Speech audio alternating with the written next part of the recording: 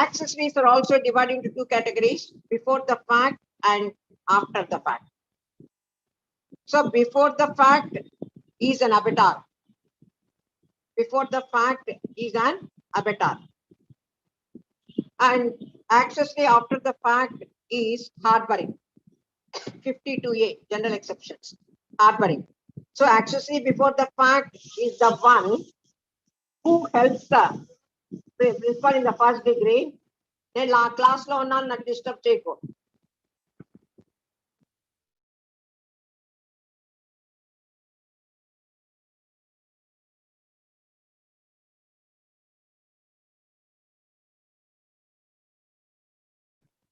Hello.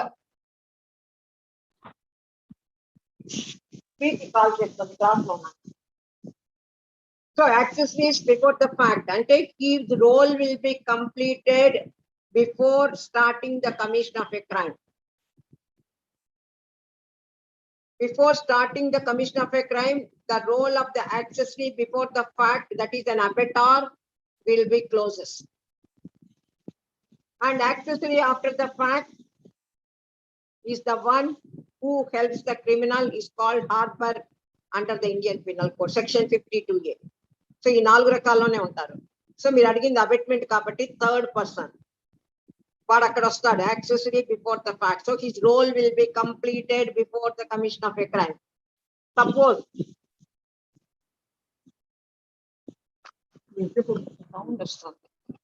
So before commission of a crime his role will be completed. Suppose it was present at the time of the commission of a crime, he falls under section 34 joint liability. చూడండి, వీడు చేసేది help చేసేది ఏం చేసేది ఉన్నా అబెటారు offence వాడు crime start చేయడానికి ముందు అంతా అయిపోతుంది. వీడు అక్కడ ఉండడు, సీన్ ఆఫ్ ద అఫెన్స్ దగ్గర వాడు ఉండడు.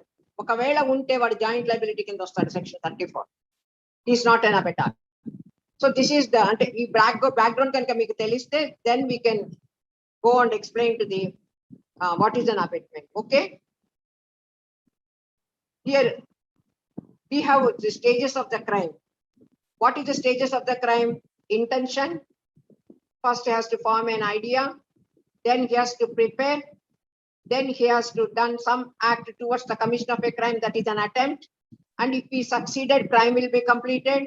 Otherwise we will stage at the attempt stage. So the first intention and preparation is falls the abettor. The abettor falls in the first two stages, intention and preparation.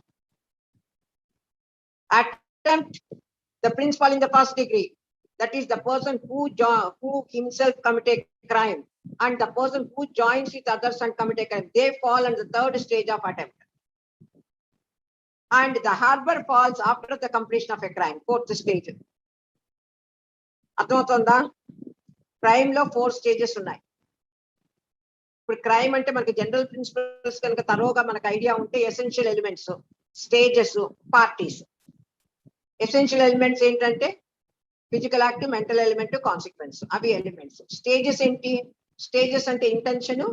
వాడు ఒక ఏ బీని చంపాలనుకుంటాడు గన్నుతో, వాడు first form చేసుకోవాలి. బీని చంపాలనుకునేది mind లో form చేస్తాడు, అది intention. తర్వాత prepare చేస్తాడు, gun కొనుక్కోవడం, బుల్లెట్స్ నింపుకోవడం, ఇదంతా preparation.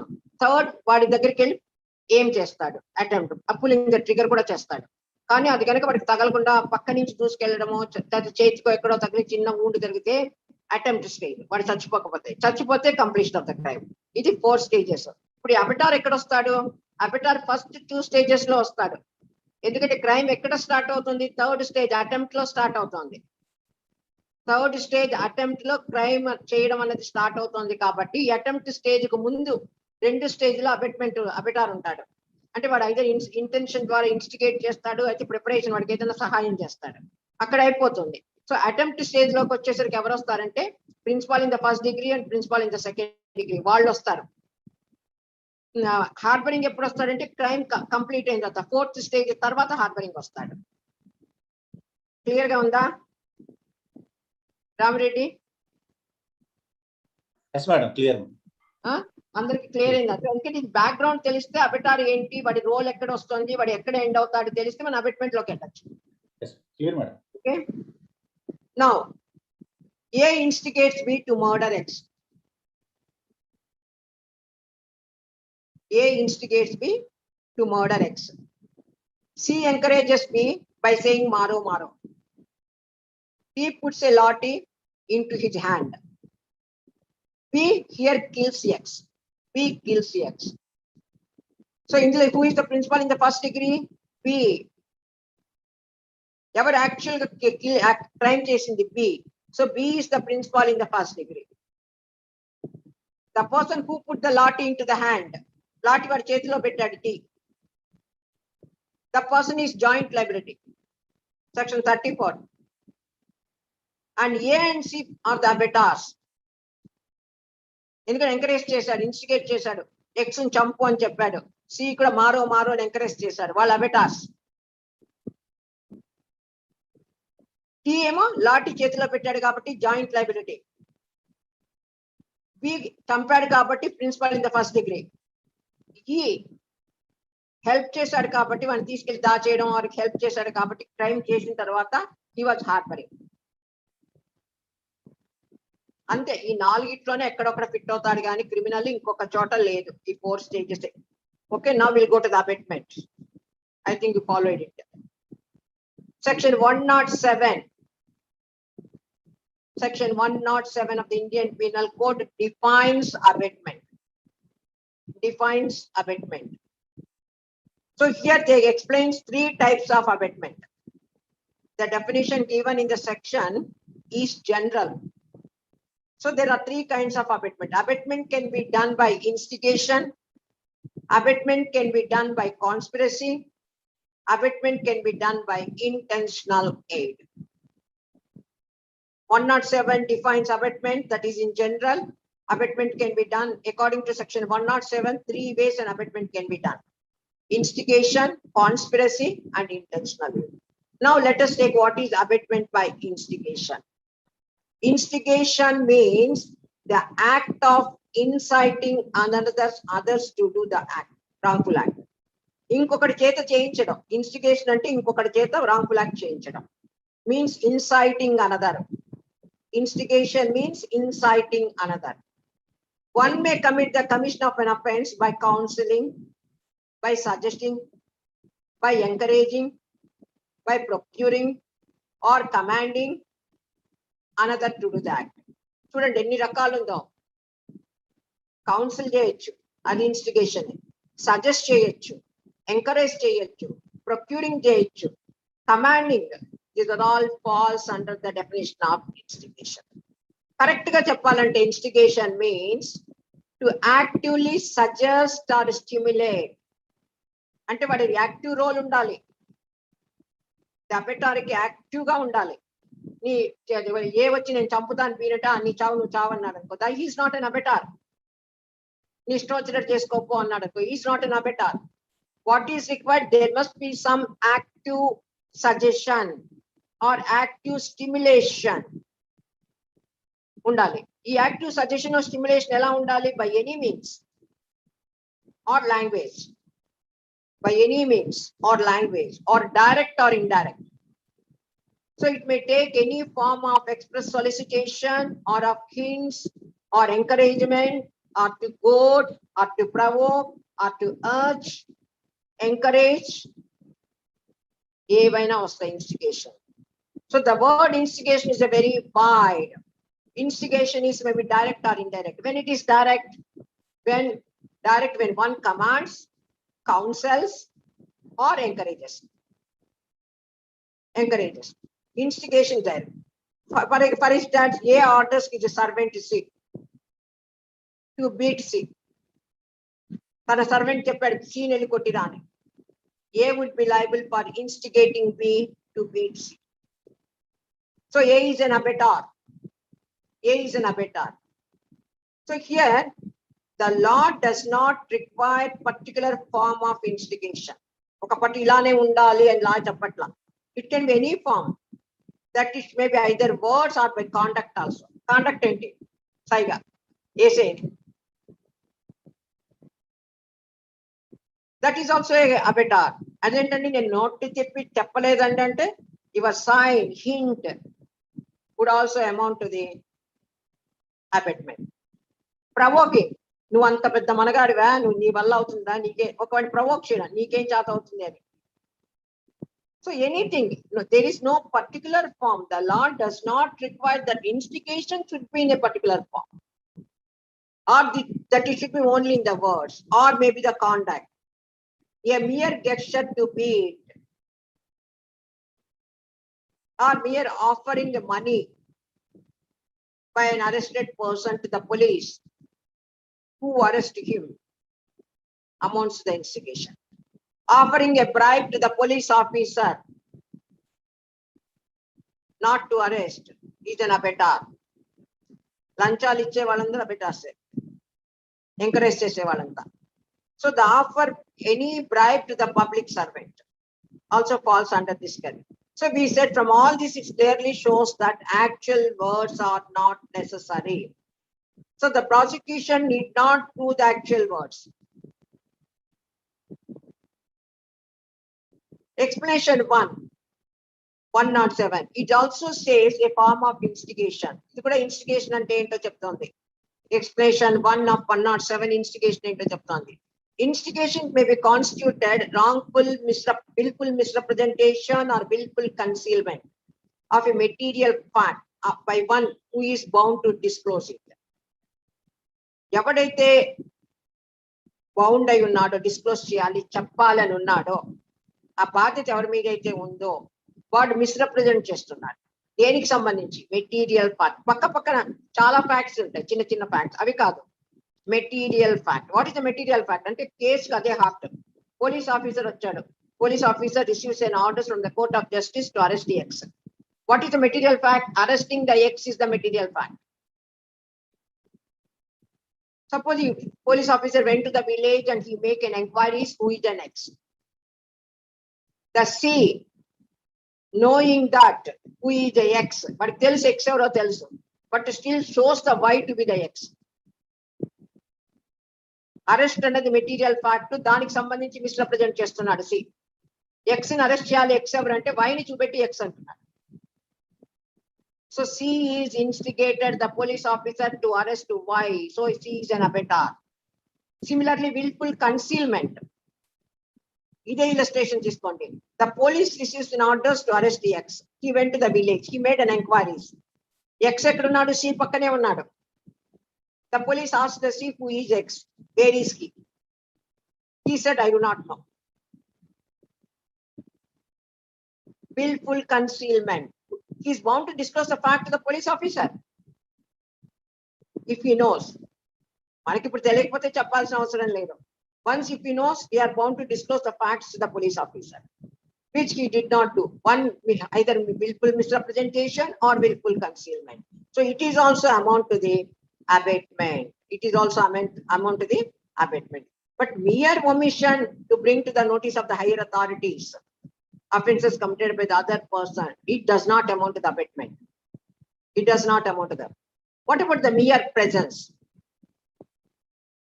The mere presence at the time of the commission of the offense is not instigation. ఏ బీని పొడుస్తుందో మీరు పక్కన నుంచున్నారు అనుకోండి, you are not an abetar. We encourage చేయలేదు, you are not abetar. Suppose if the police officer was there, because the duty of the police officer is to prevent the commission of an offense. He did not do so. He did not made any attempt to prevent the commission of an offense. Just standing at the spot itself, the police officer is an abetar. The police officer is an abetar. So mere knowledge or standing at the place where the offense being committed is not covered by the definition of the abetar. But if he is a police officer, then he is a abetar. Now we have seen the abatement can be done many ways. Active suggestion, stimulation, by any means or language, direct or indirect, provoke, solicitation, encourage, urge, hint, by conduct or by words. Inno cheppam. But abatement can also be done by letters. through letters also an abatement can be done. Instigation may be a letter, through a letter. Where అంటే ఇక్కడ ఎప్పుడు abetment అవుతుంది, ఎప్పుడు abetment కాదు. A wrote a letter to the B to kill C. A wrote a letter to the B to kill C. The moment the contents of the letter is known to B, ఆ letter లో ఏముందో బికి తెలిసింది, అంటే చదివాడు తెలిసింది, లేకపోతే వాడికి చదువు రాదు పక్క వాడికి ఇచ్చి చదివించుకున్నాడు, but somehow you know the contents of the letter. ఆ లెటర్ లో ఏముందో వాడికి తెలిసింది. Abatement is completed. The moment the contents of the letter is known to the B, A is held guilty for the abatement to commit murder. ఇక్కడ B చేశాడా చేయలేదా అది అక్కర్లా, ఇది వీడి లైబిలిటీ. వీడి గురించి మాట్లాడతాం, మన అబెటార్ గురించి మాట్లాడుతున్నాం కాబట్టి the moment the contents of the letter is known to the addressee, the abatement is completed. Suppose if the letter has not been reached to the B, or the B is an illiterate person and there is none to help him to know the contents of the letter, then it is the attempt to abatement. A is held guilty for attempt to abatement. అంటే attempt to abatement of murder. ఎందుకంటే murder చేయమని చెప్పారు కాబట్టి attempt to abatement of murder కిందకు వస్తుంది. Advice per se does not necessarily amount to investigation. Advice means to instigation only if it is meant active suggestion or stimulation. ఏదైనా సరే advice ఇచ్చాడా లేదా, ఒక వర్డ్స్ అన్నాడా లేదా, ప్రతి దానికి అందులో యాక్టివ్ సజెషన్ ఉందా లేదా, యాక్టివ్ రోల్ ఉందా లేదా. That active part of the accused is very very important.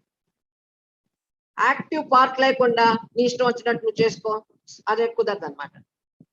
Silent approval also amount to the instigation sometimes. Sati case, the woman decided to commit a sati sahagamana. ఆవిడ వెళ్తోంది, అందరు silent గా ఆవిడ follow అవుతున్నారు. వీళ్ళు అక్కడ అంతా చిట్టి అది పేర్చి హెల్ప్ చేస్తున్నారు, ఆవిడకి ఏం కావాలని అరేంజ్ చేస్తున్నారు. They are all అబెటార్స్.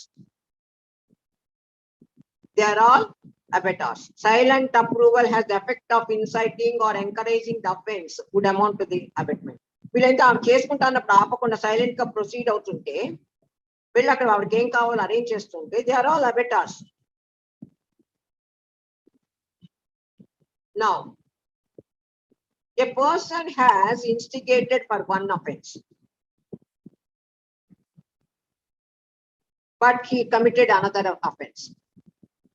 ఒక అఫెన్స్ వాడు ఇన్స్టిగేట్ చేస్తే he did another offense. A person instigating one offense, the law says, cannot be held responsible for the commission of an offense wholly different from which he had instigated. Wholly different. What is wholly different? For example, A instigates me to burn Jet's house. A instigates me to burn Jet's house. B sets a fire to the Jet's house. Okay, వాడు చెప్పినట్టే jet ఇంటికి నిప్పు పెట్టాడు. And at the same time, he commits a theft of property. Jet ఇంటికి నిప్పు పెడుతున్నా కానీ ఎదురుకుండా కనిపించే వాల్యుబుల్ నగలు డబ్బు అన్ని తీసుకున్నాడు. What is the liability of A?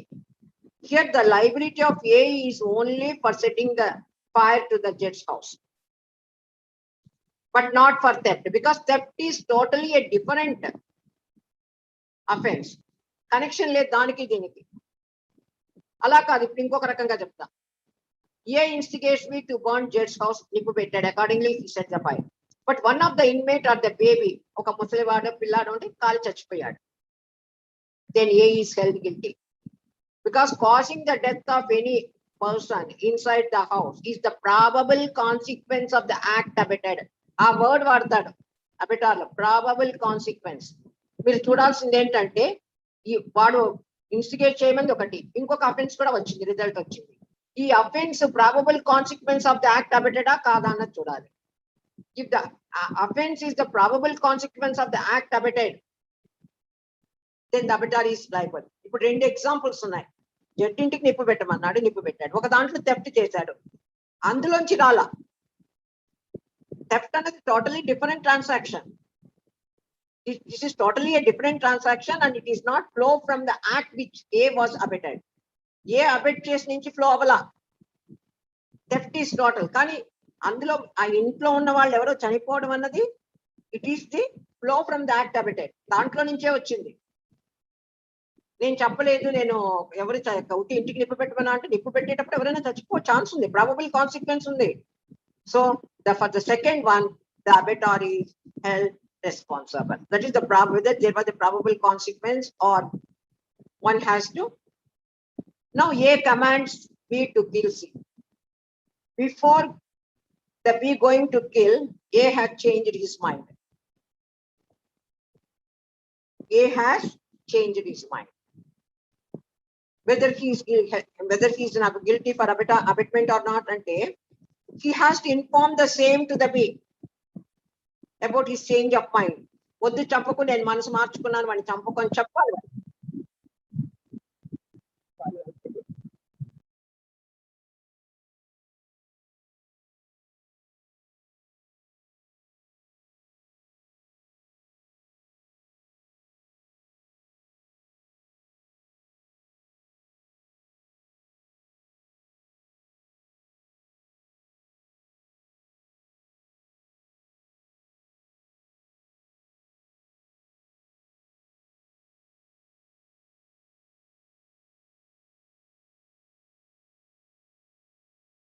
Madam disconnect అయ్యారండి, ఒక 2 నిమిషాలు.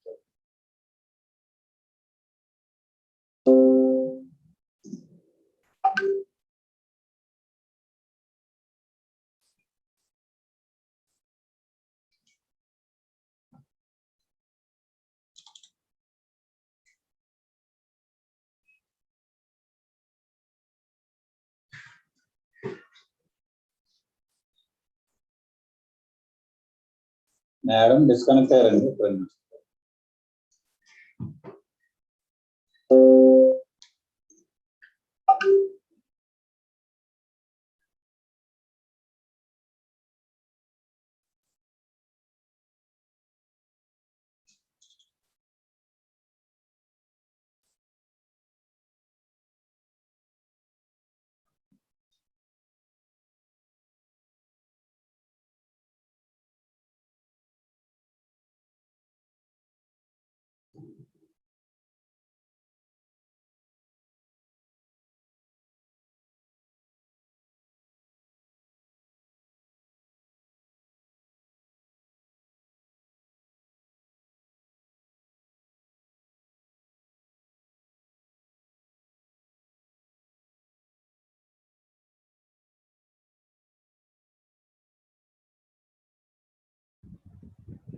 ఓకే, సారీ, ఏం చెప్తున్నా? Please madam. ప్రాబబుల్ కాన్సిక్వెన్స్ అయిపోయింది కదా. A has to inform B. Change his mind. Change his mind. That his intention must be informed to the B beforehand, before starting the commission of a crime. Even if B kills C, A is not responsible as an abettor. ముందు encourage చేశాడు బీని సీని చంపమని, కానీ మళ్ళీ వాడు మనసు మారి బీకి చెప్పాడు చంపద్దు అని, కానీ బి చంపాడు. A is not liable for an abetment. B మార్చుకున్నాడు మనసు, కానీ చెప్పే లోపలే వాడు చంపేశాడు. A is liable for abetment. అంటే వాడికి ఇన్ఫార్మ్ చేసేస్తే ఈజ్ నాట్ లయబుల్. వాడు మనసు మార్చుకోవడం కాదు, he should inform the same to the B. Still, if the B commits an offense, then A is not responsible. A has changed his mind, but before informing the same to the B has killed C. But A is held responsible as an abatement. Or this is one important case where X and Y agree to settle their quarrel by dual fighting. వాళ్ళకి ఏదో quarrel ఉంది, వాళ్ళిద్దరి మధ్య dual fight తో settle చేసుకుందాం అనుకున్నారు. With the bare hands, duel fight with the bare hand. For that what they have, each of them have deposited 1 pound. ఇద్దరు చెరొక 1 pound వేసుకొని ఎవరు గెలిస్తే వాళ్ళు 2 pounds తీసుకోవాలనుకున్నారు. So they asked the tailor to keep this amount. ఒరే నువ్వు ఈ దగ్గర పెట్టుకో, ఎవరు గెలిస్తే వాళ్ళకి ఇవ్వమని చెప్పారు. So just a dual fight started. During the fight one of the fellow came into contact with sharp edged stone. ఒక షార్ప్ ఎడ్జ్ స్టోన్ మీద పడి తల పగిలి చచ్చిపోయాడు. నౌ ద టైలర్ అంటే ఎవడైతే డబ్బులు పట్టుకున్నాడో వాడు అబెటారా కాదా? దానికి జస్టిస్ కోక్పాడ్ చీఫ్ జస్టిస్ ఇంగ్లాండ్ లో ఆయన చెప్తాడు అనమాట, there must be some active proceedings on this part. ఆ డబ్బులు వాడే చెప్పాలి, మీరు కొట్టుకొని నేను డబ్బులు పట్టుకుంటానని అనాలి. మీ ఇద్దరి మధ్య గొడవ ఉంది, మీ ఇద్దరు ఇలా డ్యూయల్ ఫైట్ చెయ్యండి, నేను డబ్బులు పట్టుకుంటాను, ఎవరు గెలిస్తే వాళ్ళకి ఇస్తానని వాడు అన్నా వాడేం అనలా. వాళ్ళు పట్టుకోమంటే జస్ట్ పట్టుకున్నాడు అంతే, కానీ వాళ్ళు ఫైట్ చేసేటప్పుడు ఎంకరేజ్ చేయలేదు. So just holding money on the stocks itself cannot convict him as an abettor. So the Tyler is not an abettor because ఏదో ఒక యాక్టివ్ ప్రొసీడింగ్స్ ఉండాలి, యాక్టివ్ సజెషన్ ఆర్ స్టిమ్యులేషన్ ఉండాలి. ఇక్కడ ఏమీ లేదు వాడి దగ్గర. Just holding money is not an abettor. This is abatement by conspiracy. ఎందుకంటే 4 అడిగారు కాబట్టి చాలా బ్రీఫ్ గా చెప్తున్నా. అబెట్మెంట్ బై కాన్స్పిరసీ మనకి సెక్షన్ 120A ఇంట్రడ్యూస్ చేసేదానికి ముందు there is only one abatement by conspiracy. There is no criminal conspiracy. So abatement can also be done by conspiracy. Conspiracy అంటే ఏంటి? The agreement is the gist of the offense. Agreement is the gist of the offense. Agreement ante according to the contract there must be minimum number 2, because one person alone cannot himself enter into a agreement. ఒకటి ఏం agreement ఉంటాడు? the minimum number required is 2. So here also conspiracy also agreement is the gist of the offense. Minimum number required is 2 or more, but minimum number required is 2. So according to this abatement by conspiracy, first thing what we need is an agreement between the 2 or more persons. అది first ఉండాలి. Second, an act or illegal omission must take place in pursuance of conspiracy. Agreement కూర్చుంటే కుదరదు. ఒక యాక్టో illegal ఒమిషనో must take place in pursuance of conspiracy. వాడు దేనికైతే agreement enter అయ్యాడో దానికి సంబంధించి some act or illegal omission must take place. అది రెండోది. The third one is such act or illegal omission must in order to the doing of thing conspired. చేయడం కోసమే. But దేనికైతే agreement అయ్యాడో ఆ అగ్రిమెంట్ చంపాలనుకున్నాడు అనుకోని, చంపడానికి ఏం కావాలి? పుల్లింగ్ ద ట్రిగర్, అది చేయాలి. So these 3 elements, an agreement between the 2 or more, an act or illegal omission must take place in pursuance of the conspiracy, or such act or illegal omission must in order to the doing of the thing conspired. So mere combination of the persons is not abatement by conspiracy. Mere combination, mere agreement, bare agreement is not abatement by conspiracy. Em kavali? An act or illegal omission must take place. An act or illegal omission must take place. That act or illegal omission must be only for the thing for which they have agreed. Then it amount to the abatement by conspiracy. It is not necessary that act abetted should be committed or the effect requisite to constitute the offense should be caused. It is sufficient to engage in the conspiracy. So, and some overt act or illegal omission must take place. Then abatement by conspiracy. Queen versus Mohit Pandey, same Sati case. Sati case. Our Sati challenge decided under there is an agreement between all the persons that they are she is going to commit a conspiracy, commit Sati.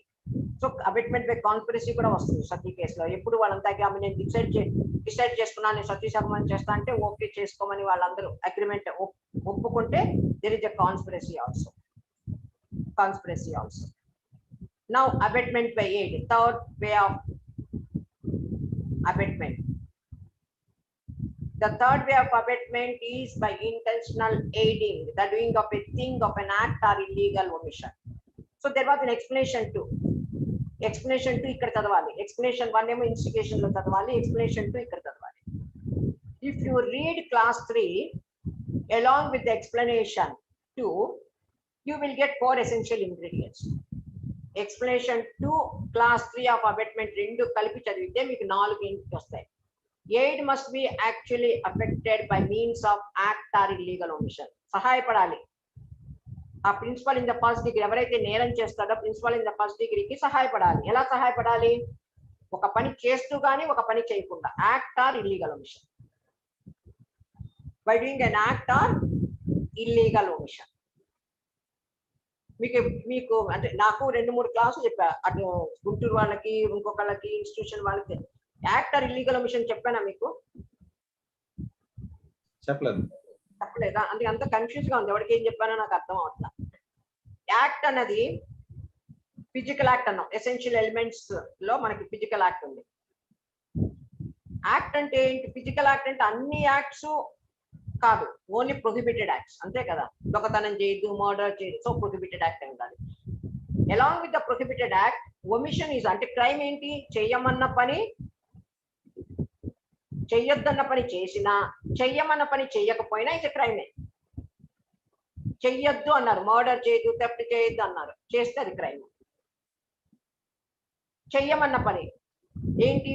పిల్లలకి చెప్పారు తల్లిదండ్రులను జాగ్రత్తగా చూసుకో, తల్లిదండ్రులకు చెప్పారు పిల్లల్ని జాగ్రత్తగా చూసుకో, హస్బెండ్కి చెప్పాడు భార్యని మెయింటైన్ చేయి, పోలీస్ ఆఫీసర్ చెప్పారు డ్యూటీ చూసుకో, నర్స్ టైంకి మెడిసిన్స్ ఇవ్వు పేషెంట్స్ కి, డాక్టర్స్ జాగ్రత్తగా ట్రీట్మెంట్ చేయాలి. ఇవన్నీ కూడా ఒమిషన్ చేశారు అనుకోండి. అలాగే రైలు వస్తుంటే రైల్వే గేట్ కీపర్ ఏం చేయాలి? గేట్ వేయాలి. గేట్ వేయకుండా రైలు వచ్చే టైంకి గేట్లు తీసి పెడితే యాక్సిడెంట్లు అవుతాయి. ఇవన్నీ కూడా ఒమిషన్స్. కానీ అన్ని ఒమిషన్స్ కాదు, మన లాలో ఇల్లీగల్ ఒమిషనే పనిష్మెంట్. ఒమిషన్ కి ఇల్లీగల్ ఒమిషన్ కి తేడా ఏంటి అంటే, first there should be legal duty on the person and there must be breach of it. Legal duty ఉండాలి, వాడు అది పని చేయకుండా ఉండాలి. వీడు గేట్ వేయాలి, వాడి ఉద్యోగం ఏంటి? గేట్ వేయాలి, రైలు వచ్చేటప్పుడు గేట్ వేయలేదు, బ్రీచ్ ఆఫ్ డ్యూటీ. పిల్లలు ఏం చేయాలి? తల్లిదండ్రులను పోషించాలి, పోషించలేదు. Vice versa, police officer maintain చేయాలి law, prevention of commission of crime, ఆ పని చేయలేదు. సో ఓన్లీ అంటే లీగల్ డ్యూటీ ఉండి ఆ లీగల్ డ్యూటీ చెయ్యందే ఇల్లీగల్ ఒమిషన్. అలాంటివి మాత్రమే క్రిమినల్ లాలో వస్తుంది, అన్ని ఒమిషన్స్ కాదు. అందుకే యాక్ట్ ఆర్ ఇల్లీగల్ ఒమిషన్ అని వస్తుంది. మీకు ఎక్కడ చూసినా act or illegal omission, omission అని రాదు, యాక్ట్ ఆర్ ఒమిషన్ అని రాదు. ఇక్కడ యాక్ట్ అంటే ప్రొహిబిటెడ్ యాక్ట్, అదేమో ఇల్లీగల్ ఒమిషన్. సో ఎక్కడ వచ్చాం మనం? ఎయిడ్ ఎలా వాడికి సహాయపడాలి? ఎవరికి? ప్రిన్సిపల్ ఇన్ ద ఫస్ట్ డిగ్రీకి. ఎలా సహాయపడాలి? By doing an act or by illegal omission. అంటే ఒక పిస్టల్ ఇవ్వడం, కార్ ఇవ్వడం, by doing an act. Illegal omission కావాల్సిన వాడికి ఇవ్వాల్సినవి ఏమి ఇవ్వకుండా, మన అది భోజనాలు, స్టార్వేషన్ అలా, అది first essential. Aid must be actually effected by means of an act or illegal omission. Second, there must be an intention to aid thereby. వాడికి ఇంటెన్షన్, వాడికి నేను ఇలా సహాయం చేయాలని వాడికి ఇంటెన్షన్ ఉంది. The commission of the offence must be facilitated thereby. వీడు సహాయపడుతున్నాడు కాబట్టి వాడు కమిషన్ ఆఫ్ ద అఫెన్స్ చేస్తున్నాడు. The commission of an offense must be facilitated thereby. Thereby అంటే వాడు సహాయపడేశారు. He gave me the aid or illegal by doing an act or illegal omission. By with that act or illegal omission, this fellow is committing an offense.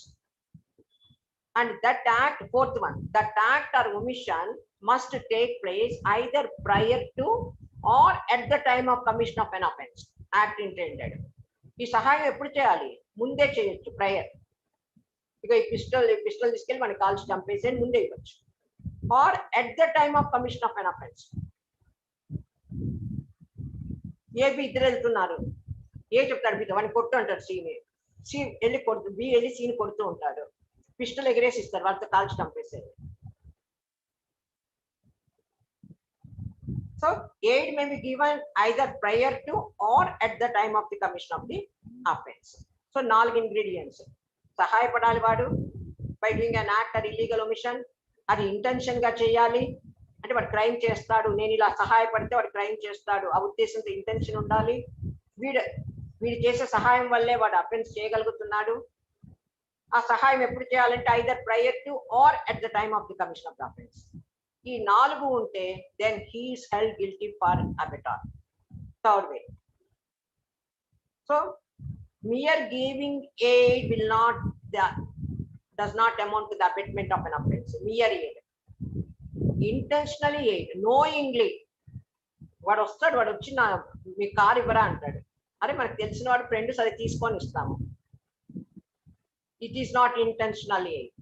But ఆ car తీసుకెళ్లి bank రాబరీలో ఎవరినో చంపేశారు, లేకపోతే వాడు చంపిన శవాన్ని తీసుకెళ్లి ఏదో అక్కడ పడేస్తారు, which we do not know. So we are not అబెటార్స్.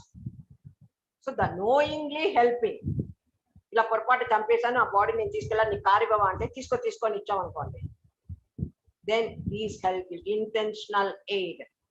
He is an abettor. A instigates B to commit suicide. A instigates B to commit suicide. B చచ్చిపో అన్నాడు. A B కి చెప్పాడు నువ్వు ఎందుకు బతకడం, చచ్చిపో అన్నాడు. C put a poisonous drink in B's hand. A ఏమో ఇన్స్టిగేట్ చేశాడు B ని సూసైడ్ చేసుకోవాలి. C ఏమో వెంటనే ఒక విషం కలిపిన డ్రింక్ తీసుకొచ్చి వాడి చేతిలో పెట్టాడు. Both A and C are abettors. A is by instigation first form and C is by intentional aid third form. Both are abettors.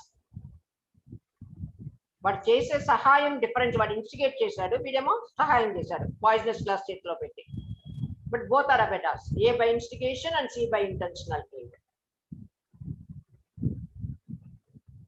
ఇవన్నీ కేసులు ఉన్నాయి.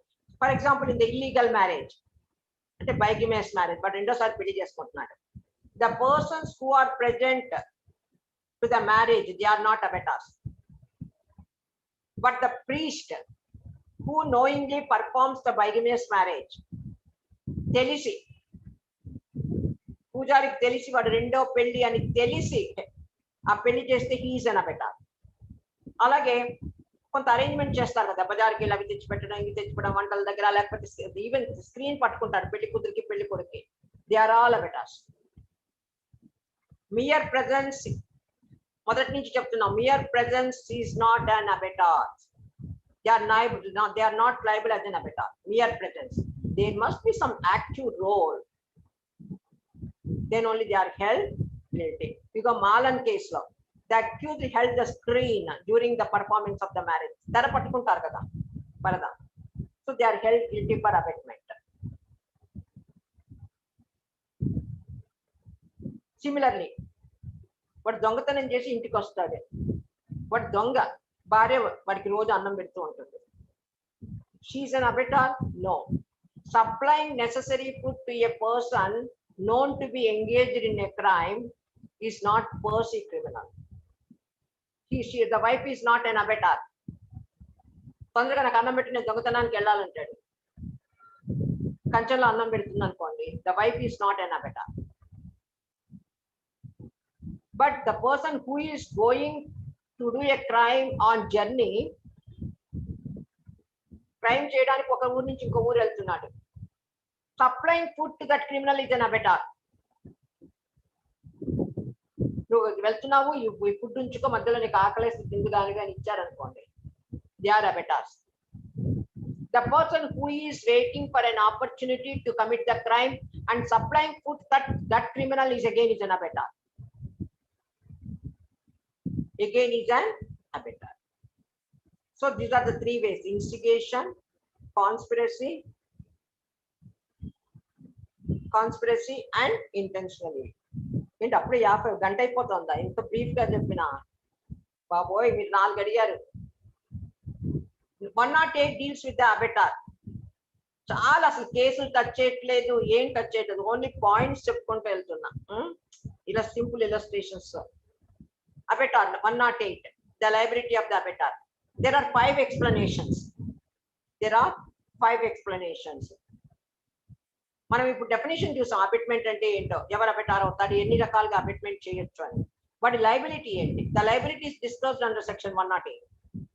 The first explanation says the abetment of the illegal omission of an act, అంటే encourage చేస్తున్నాడు, ఈ పని నువ్వు చెయ్యొద్దు అని చెప్తున్నాడు. The abetment of the illegal omission of an act may amount to an offense, although the abettor may not himself be bound to do that act.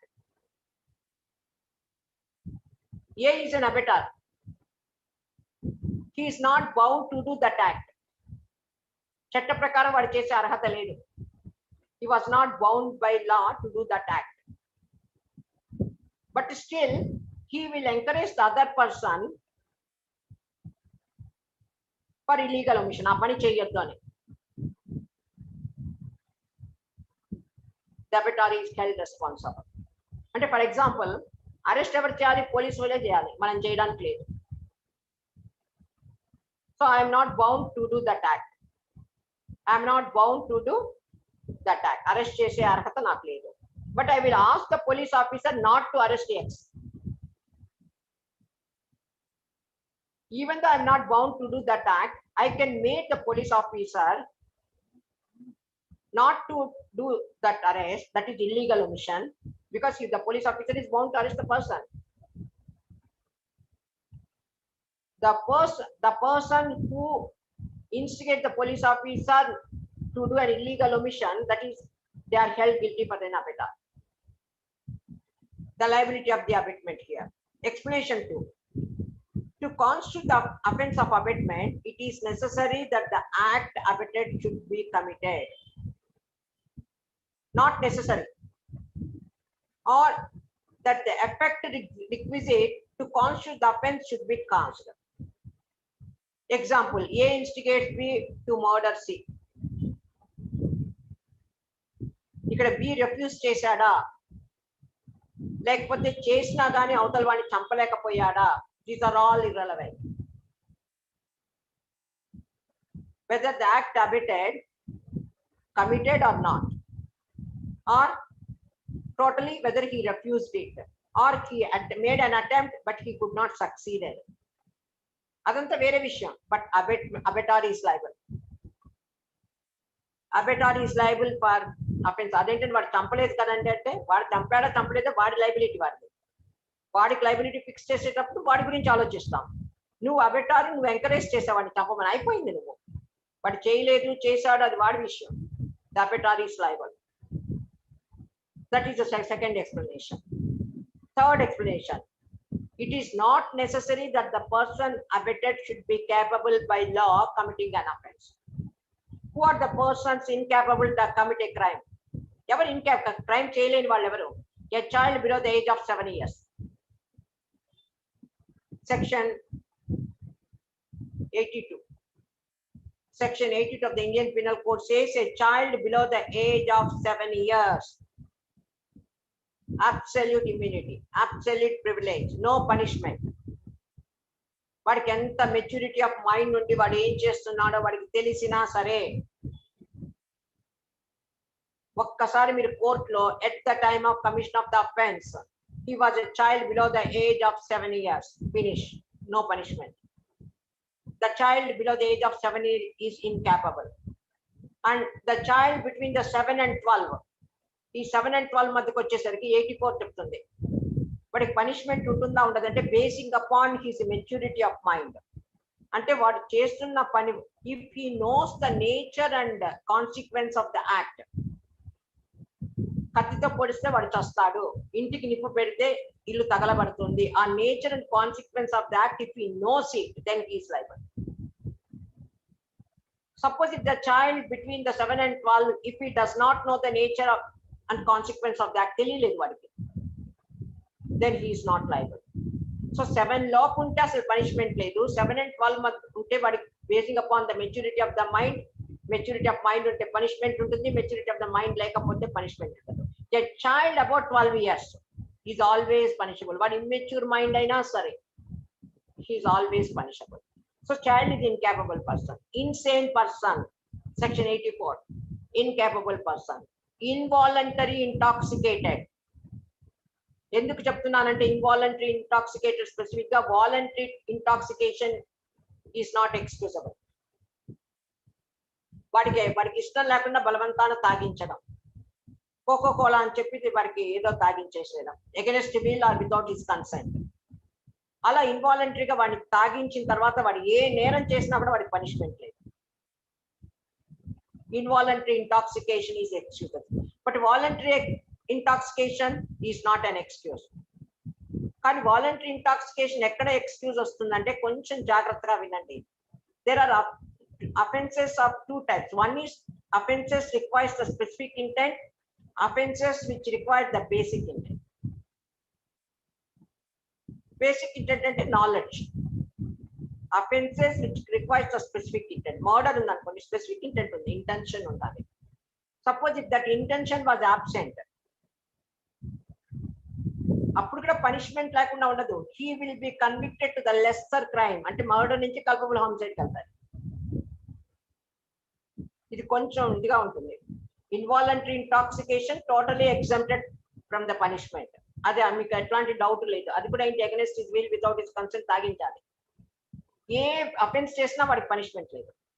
But voluntary ఇంటాక్సికేషన్కి వచ్చేసరికి వాడు చేసిన అఫెన్స్ ఏంటి, వాడు చేసిన అఫెన్స్ కి స్పెసిఫిక్ ఇంటెంట్ కావాలి అని ఆ స్పెసిఫిక్ ఇంటెంట్ లేకపోతే అప్పుడు మర్డర్ నుంచి కల్పబుల్ హామిసైడ్ పనిష్మెంట్ చేస్తారు. అంతేకాని టోటల్ ఎగ్జంప్షన్ లేదు. అంటే మీకు ఒక కేసు చెప్తే మీకు అర్థమవుతుంది. ఆర్ వర్సెస్ బ్యాడ్ కేసు అనేసి, అబ్బాయి చిన్నపిల్ల 13 ఏళ్ల పిల్ల బజార్కి వెళ్ళి ఏదో కొనుక్కొద్దామని బయలుదేరుతూ ఒక మిల్లు ఉంటుంది, ఆ మిల్లు గేట్ లోంచి వెళ్తే దగ్గర అనుకుని ఆ మిల్లులోంచి వెళ్తుంటే అక్కడ వాచ్మ్యాన్ ఉంటాడు. ఆ మిల్లుకి వాడు ఫుల్ గా వాలంటరీగా తాగున్నాడు. తాగుంటే ఈ అమ్మాయిని పట్టుకొని రేప్ చేయడానికి అటెంప్ట్ చేస్తాడు. ఈ అమ్మాయి స్ట్రగుల్ చేసి అరుస్తుంటే ఈ తంబు తీసుకెళ్లి నోట్లో పెట్టేసి నోరు ఇలా మూసేస్తాడు. దాంతో సఫకేషన్ లో అమ్మాయి చచ్చిపోతుంది. వీడు ఇప్పుడు చేసిన అఫెన్సెస్ ఏంటి, రేప్ ఒకటి, మర్డర్ ఒకటి.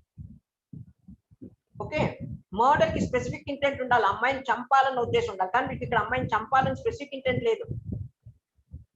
అరవకూడదని నోరు మూసాడు, అరవకూడదని నోరు మూసాడు కాబట్టి ఊపిరాడక చచ్చిపోయింది. కాబట్టి స్పెసిఫిక్ ఇంటెంట్ లేదు కాబట్టి వాడు మర్డర్ కింద కన్విక్ట్ అవ్వడు. Culpable homicide not amounting to murder కిందకి వస్తాడు. రేపుకి ఏంటి, రేపుకి స్పెసిఫిక్ ఇంటెంట్ అక్కర్లా. వాడు తాగి అమ్మాయిని పట్టుకొని వాడు అటెంప్ట్ చేయబోతున్నాడంటే హీ హ్యాడ్ ఎ నాలెడ్జ్, వాడు ఏం చేస్తున్నాడో వాడికి తెలుసు.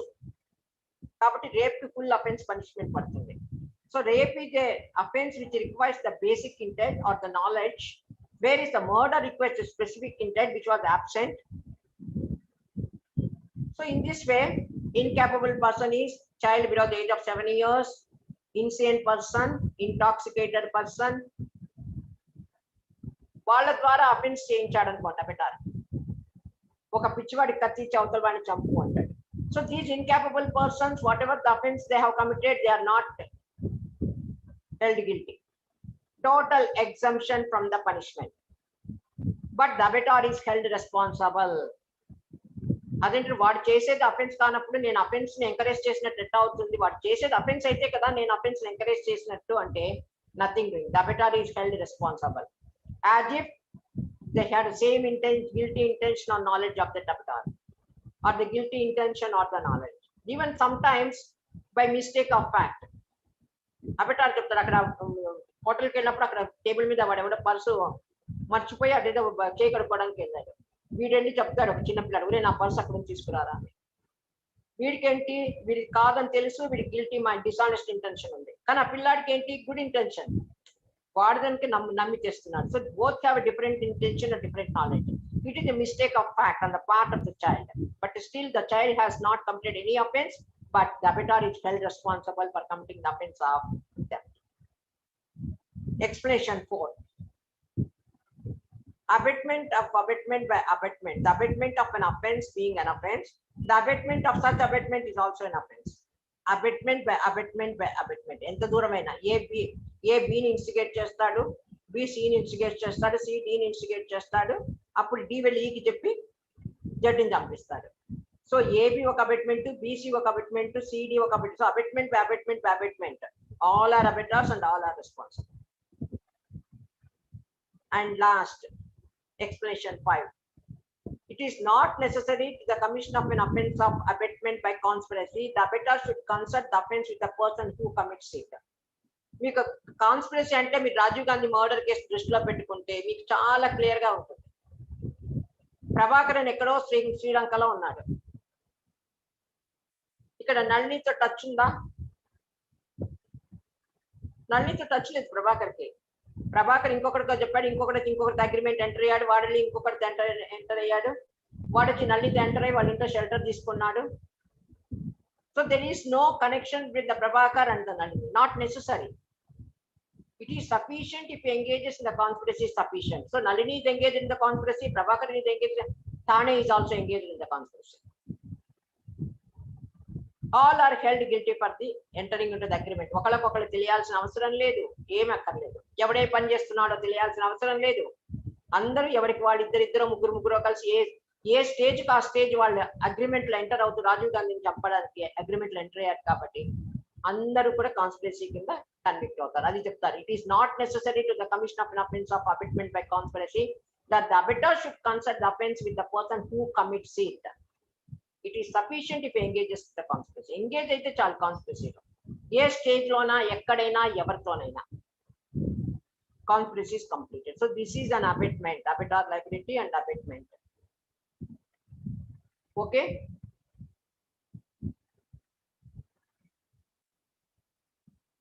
Next, criminal conspiracy. Criminal conspiracy లో డెఫినేషన్ ముందు చెప్తాను, ఎందుకంటే డెఫినేషన్ చెప్తే మిగిలినంతా మీకు క్లియరే. ఇంగ్రీడియంట్స్ 2 or more persons ఉండాలి, అగ్రిమెంట్, దానికి డైరెక్ట్ ఎవిడెన్స్ ఉంటుంది, అగ్రిమెంట్, ఫ్యాక్ట్స్ అండ్ సర్కమ్స్టెన్సెస్, ఇలా జనరల్ గా ఉంటుంది, పెద్ద కష్టం ఉండదు మీకు. Once if you understood the criminal conspiracy, rest is the same.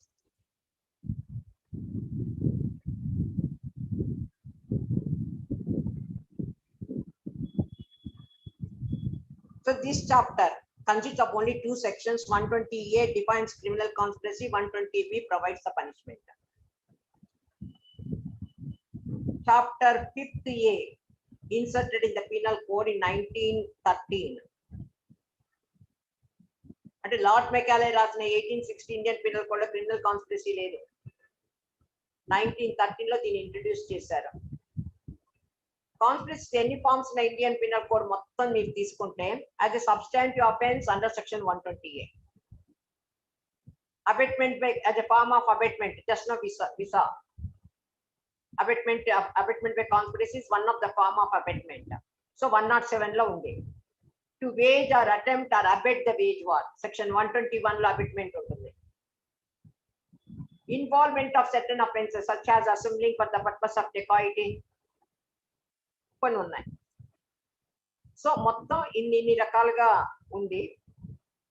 And section 120A defines criminal conspiracy. It is a substantive offense. So when 2 or more persons agree to do or cause to be done. Conspiracy అంటే agreement అంతే, ఇంకా ఇంకొక రెండో ఆలోచన రాకూడదు.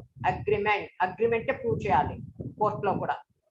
ఒకవేళ judges అయినా కూడా మీరు అగ్రిమెంట్ ఉందో లేదో చూడాలి. So 2 or more persons agree to do or cause to be done. ఏం చేయాలి వాళ్ళ అగ్రిమెంట్? ఒకటి illegal act or an act which is not illegal by illegal means, ante legal act by illegal means. 2 or more persons agreement loki enter ayyaru deniki rendu purpose ki, okati illegal act, rendu legal act by illegal means. ఇది వాళ్ళ agreement. మళ్ళీ చెప్తున్నా, 2 or more persons agreed to do ఏంటి illegal act చేయాలని, లేదా legal యాక్టే కానీ దాని method means ఏంటి ఇల్లీగల్. అచీవ్ చేసే పర్పస్ దాని పద్ధతి అది ఇల్లీగల్, లీగల్ యాక్టే. ప్రిన్సిపల్ ఆఫీస్కి వెళ్ళి మాకు పోస్ట్ పోన్మెంట్ కావాలని అడగడం ఓకే లీగలే. అక్కడికి వెళ్ళి రాళ్ళు వేయడం, ప్రిన్సిపాల్ని హెరాస్ చేయడం, బెదిరించడం, that is illegal means. Legal act by illegal means. Okay, ఇది. కానీ ఇక్కడ కింద చూడండి, such agreement is called a criminal conspiracy అన్నాడు. అంతవరకు అంటే ప్రాబ్లం ఉండేది కాదు మనకి. ప్రొవైడెడ్, ఈ ప్రొవిజన్ చెప్తుంది, that no agreement except an agreement to commit an offence shall amount to criminal conspiracy unless some act besides the agreement is done by one or more parties to such agreement as a result of such conspiracy అన్నాడు.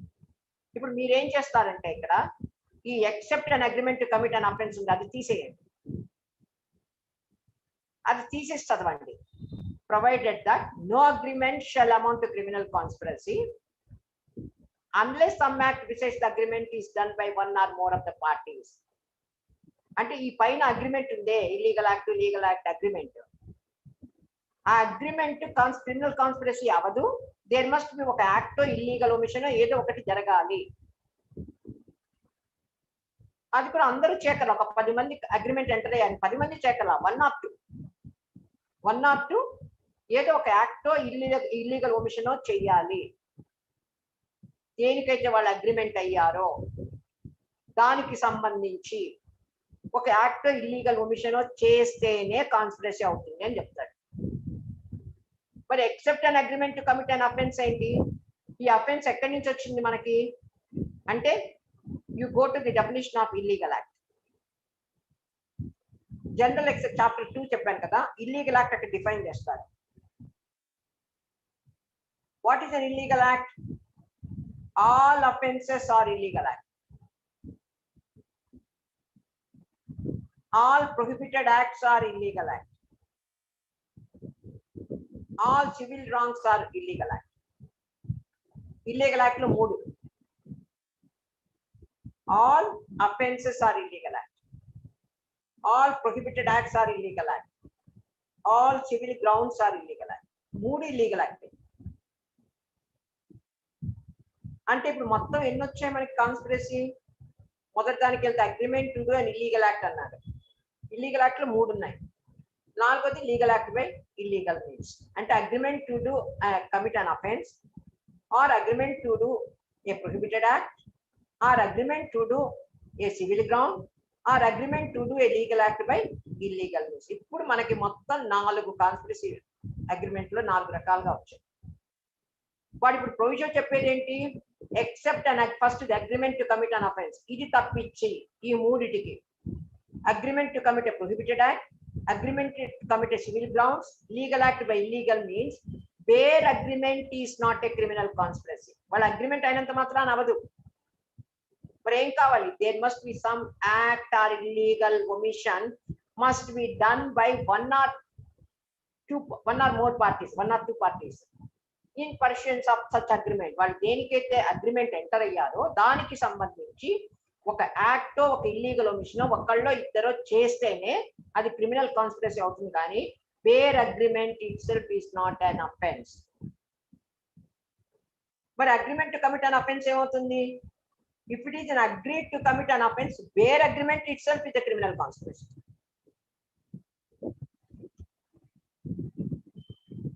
Where 2 or more persons agree to commit an offence, then the bare agreement itself is an offence. అంటే AB అనుకున్నారు, ABC ముగ్గురు కలిసి X ని చంపుదాం అన్నారు, అయిపోయింది criminal conspiracy. ఇక వాడు గన్ను కొనాలా, గన్నులో లేకపోతే దేంతో కత్తి కొనాలి, ఏం అసలు అక్కర్లా. Once they enter to commit an offence, ముగ్గురు కలిసి ఈరోజు X ఇంట్లో దొంగతనం చేద్దాం, ముగ్గురు కలిసి ఈరోజు బ్యాంక్ రాబరీ చేద్దాం, లేకపోతే విలేజ్ ని డెకాయిటీగా వెళ్ళి అగ్రిమెంటే అగ్రిమెంట్. వాడు ఎక్సెప్ట్ వేరే agreement to commit an offence తప్పించి మిగిలిన వాటికి ఓవర్ యాక్ట్ కావాలంటే ఇక్కడ ఓవర్ యాక్ట్ అక్కర్లేదు. ఇప్పుడు అర్థమైంది కదా? ఫస్ట్ ఏమో క్రిమినల్ కాన్స్పిరసీకి agreement 2, illegal act or legal act by illegal means. అది ఈ ఇల్లీగల్ యాక్ట్ మీరు చేశారంటే దాంట్లో 3 వస్తాయి, offence, civil grounds, prohibited acts. సరే, నా రెండోది legal act by illegal means. మొత్తం 4 రకాల కాన్స్పిరసీస్ వచ్చాయి. వీళ్ళు దాంట్లో agreement to commit an offence వచ్చేసరికి where agreement itself is an offence. అంటే ఇప్పుడు ఇందాక చెప్పాను, ABC కలిపి X ని చంపాలనుకున్నాడు, కాన్స్పిరసీ అయిపోయింది, క్రిమినల్ కాన్స్పిరసీ. 120 కింద వాడి పనిష్మెంట్. మర్డర్ చేస్తే మళ్ళీ మర్డర్ పనిష్మెంట్. అప్పుడు 2 అఫెన్సెస్ అవుతాయి, మర్డర్కి ఒక పనిష్మెంట్, క్రిమినల్ కాన్స్పిరసీకి ఒక పనిష్మెంట్. మర్డర్ చేస్తే దానికి పడుతుంది, మర్డర్ చేయలేదు అనుకోండి ఓన్లీ క్రిమినల్ కాన్స్పిరసీ కింద పనిష్మెంట్ వస్తుంది. అలా కాకుండా మిగిలిన 3 అనుకోండి, prohibited, civil grounds, legal act by legal means, overt act is necessary. Some physical act, some act or illegal omission must take place. అది ఒక్కళ్ళలో ఇద్దరు, అందరూ చేయాల్సిన అవసరం లేదు. ఇద్దరిలో ఒకటి చేసినా చాలు, 10 మందిలో ఒకటి చేసినా చాలు, లేకపోతే ఇద్దరు చేసినా చాలు. కానీ వాడు చేసే యాక్ట్ ఇల్లీగల్ ఒమిషన్ వాళ్ళు దేనికైతే అగ్రిమెంట్ లో ఎంటర్ అయ్యారో దానికి సంబంధించిందే ఉండాలి. ఇది డెఫినిషన్. ఇది అర్థమైపోతే మిగిలింది ఏం లేదు కాన్స్పిరసీ. Okay. ఇంకా essential ingredients వచ్చేసరికి మీకు there should be an agreement. Agreement must be between 2 or more persons to do an illegal act or an act which is not illegal by this. ఇక్కడ agreement is gist of the offence కాబట్టి minimum number required is 2. ఎందుకని ఇంతే time ఇంకా ఇది ఆపేనా conspiracy. ఇంకా ఇందులో ఒక తోపందాస్ కేసులో ఉంటుంది, నలుగురు మీద క్రిమినల్ కాన్స్పిరసీ చార్జ్ పెడతారు, ముగ్గురిని అక్విట్ చేస్తారు, ఒక్కరిని కన్విక్ట్ చేయడానికి కుదరదు క్రిమినల్. అందుకని మినిమం నెంబర్ ఈస్ 2. అదే బింబాదర్ ప్రధాన్ కేసులో నలుగురిలో ఒకటి పారిపోతాడు, ఒకటి క్షమాభిక్ష పెడతాడు, ఒకటి చచ్చిపోతాడు, ఒకటే దొరుకుతాడు, వాడిని కన్విక్ట్ చేయొచ్చు ఎందుకంటే క్రిమినల్ కాన్స్పిరసీ అక్కడ ప్రూవ్ అయింది. అక్విటల్ అంటే క్రిమినల్ కాన్స్పిరసీ లేనట్టే కదా. నలుగురిలో తోపందాస్ కేసులో ముగ్గురిని అక్విట్ చేశారంటే అక్కడ కాన్స్పిరసీ లేనట్టు. ఒక్కడిని ఎలా కన్విక్ట్ చేస్తారు కాన్స్పిరసీ కింద? Minimum is 2. కాబట్టి అందులో వాళ్ళని మొత్తం క్రిమినల్ కాన్స్పిరసీ కాదంటారు. ఇక్కడ బింబాదర్ ప్రధానంలో కాన్స్పిరసీ ఉంది, ఎందుకంటే ఒకడు పారిపోయాడు, దొరకల, ఒకడు చచ్చిపోయాడు, ఒకడేమో హాస్టల్ అయ్యాడు. కాబట్టి వాళ్ళు ఒక్కడిని కూడా కన్విక్ట్ చేస్తారు క్రిమినల్ కాన్స్పిరసీ. అదొకటే కొంచెం పాయింట్, మిగిలినంతా కూడా మామూలే, మీరు చదువుకుంటే మీకు అర్థమైపోతుంది. పెద్ద ఏం లేదు. అగ్రిమెంట్ ఉండాలి, అగ్రిమెంట్ కి డైరెక్ట్ ఎవిడెన్స్ ఉండదు, only from the facts and circumstances బట్టి మనం గ్యాదర్ చేసుకోవాలి వాళ్ళ మధ్య అగ్రిమెంట్ ఉందని. Prior meeting of the minds ఉంటుంది వాళ్ళది. ఇవన్నీ కూడా మీరు జనరల్ గా దాన్ని రాజీవ్ గాంధీ మర్డర్ కేసు ఒకటి, ఏ పార్లమెంట్ ఇవన్నీ చదువుకోవాలి. అంతేలే. తమిళనాడు వర్సెస్ నడిని కేసు ఒకటి.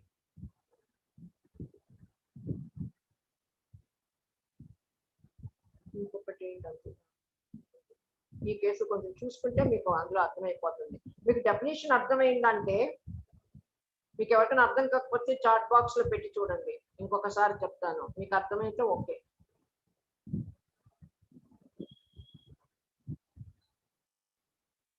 చాట్ లో ఎవరు వాయిస్ ఈస్ నాట్ ఆడిబుల్ అన్నారు, వినపట్లేదా రామరెడ్డి? క్లియర్ మేడం, క్లియర్ గా ఉంది. వాళ్ళకి నెట్ కంప్లైంట్ ఇప్పుడు ఇంత చెప్పి నాట్ ఆడిబుల్ అంటే లేదు, క్లియర్ గా ఉంది. అలాగే పార్లమెంట్ అటాక్ కేసు ఒకటి, రాజీవ్ గాంధీ మర్డర్ కేసు, ఈ రెండు ఇందులోకి వస్తాయి. అవి మీకు తెలిసే ఉంటుంది, నేను చెప్పాల్సిన అవసరం లేదు. ఇంగ్లీష్ లాలో ఒక డిఫరెన్స్ ఉంది. ఇంగ్లీష్ లాలో husband and wife are treated as one person, but Indian law husband and wife are not one person, 2 different persons. కాబట్టి ఇంగ్లీష్ లాలో husband and wife entered into an agreement, they are only 1 person, కాబట్టి conspiracy అవ్వదు. అంటే ఒక person ఎలా enter అవుతారు agreement? ఇద్దరు ఉండాలి కదా మినిమం. కానీ husband and wife are 1 person కింద ట్రీట్ చేస్తారు కాబట్టి husband and wife suppose if they entered into an agreement to kill some X, it is not a conspiracy. But whereas in Indian Penal Code, husband and wife are not a single person, they are 2 different persons. So if the husband and wife entered into an agreement to kill X or Y, both are held guilty for criminal conspiracy. That's oka difference in Indian law lo English law lo.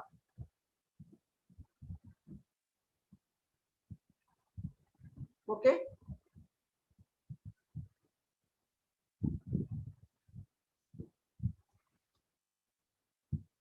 Conspiracy గురించి ఒక్కసారి అంటే ఆ definition అర్థమైతే చాలు. అర్థమైందంటే నేను next proceed అవుతాను. ఎవరైనా చాట్ బాక్స్ లో అర్థం కాదంటే మళ్ళీ ఇంకొకసారి ఎక్స్ప్లెయిన్ చేస్తాను. Clear madam, clear. క్లియర్ గానే ఉందా?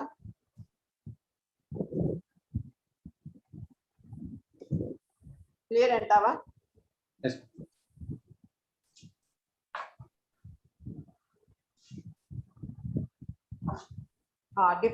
Difference between abetment by conspiracy and criminal conspiracy again. Criminal conspiracy is a substantive offense, but whereas abetment by conspiracy is a species of abetment. Abetment lo oka part.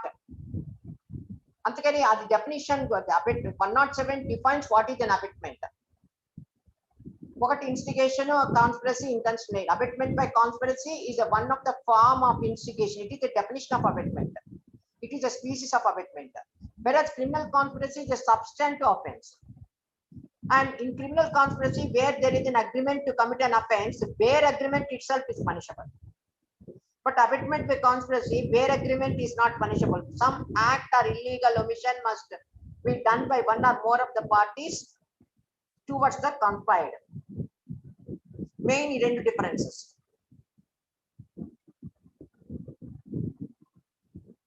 ఎక్కడైనా సరే వాళ్ళ agreement offence కనుక agree చేశారంటే the bare agreement వాడు ఏమి చేయక్కర్లా. The moment enter into the agreement criminal conspiracy అయిపోయింది. ఏ మాత్రం ప్రిపరేషన్ కానీ అసలు కుర్చీలోంచి లేవని కూడా లేవక్కర్లా, క్రిమినల్ కాన్స్పిరసీ అయిపోయింది. అంటే ఎలా ప్రూవ్ చేయాలన్నది పెద్ద వేరే విషయం. బట్ థియరిటికల్ గా the criminal conspiracy is completed. తర్వాత వాడు అగ్రిమెంట్ ప్రకారం ఏదైనా అఫెన్స్ చేస్తే దానికి ఒక పనిష్మెంట్, దీనికి ఒక పనిష్మెంట్, 2 పనిష్మెంట్లు ఉంటాయి. కానీ మిగిలిన వాటన్నిటిలో కూడా whether it is abetment by conspiracy, abetment for civil ground or abetment prohibited act or abetment కాదు, conspiracy agreement to commit a civil ground or agreement to commit a prohibited act or agreement to commit a legal act by illegal means, or whether it's abatement by conspiracy, some overt act or illegal omission must take place. Where agreement is not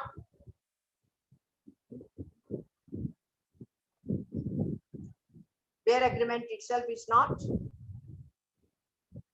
punishable, where agreement itself is not ఒక్క offence కు మాత్రం. అందుకే వాడు చెప్తాడు except an agreement to commit an offense, except an agreement to commit an offense.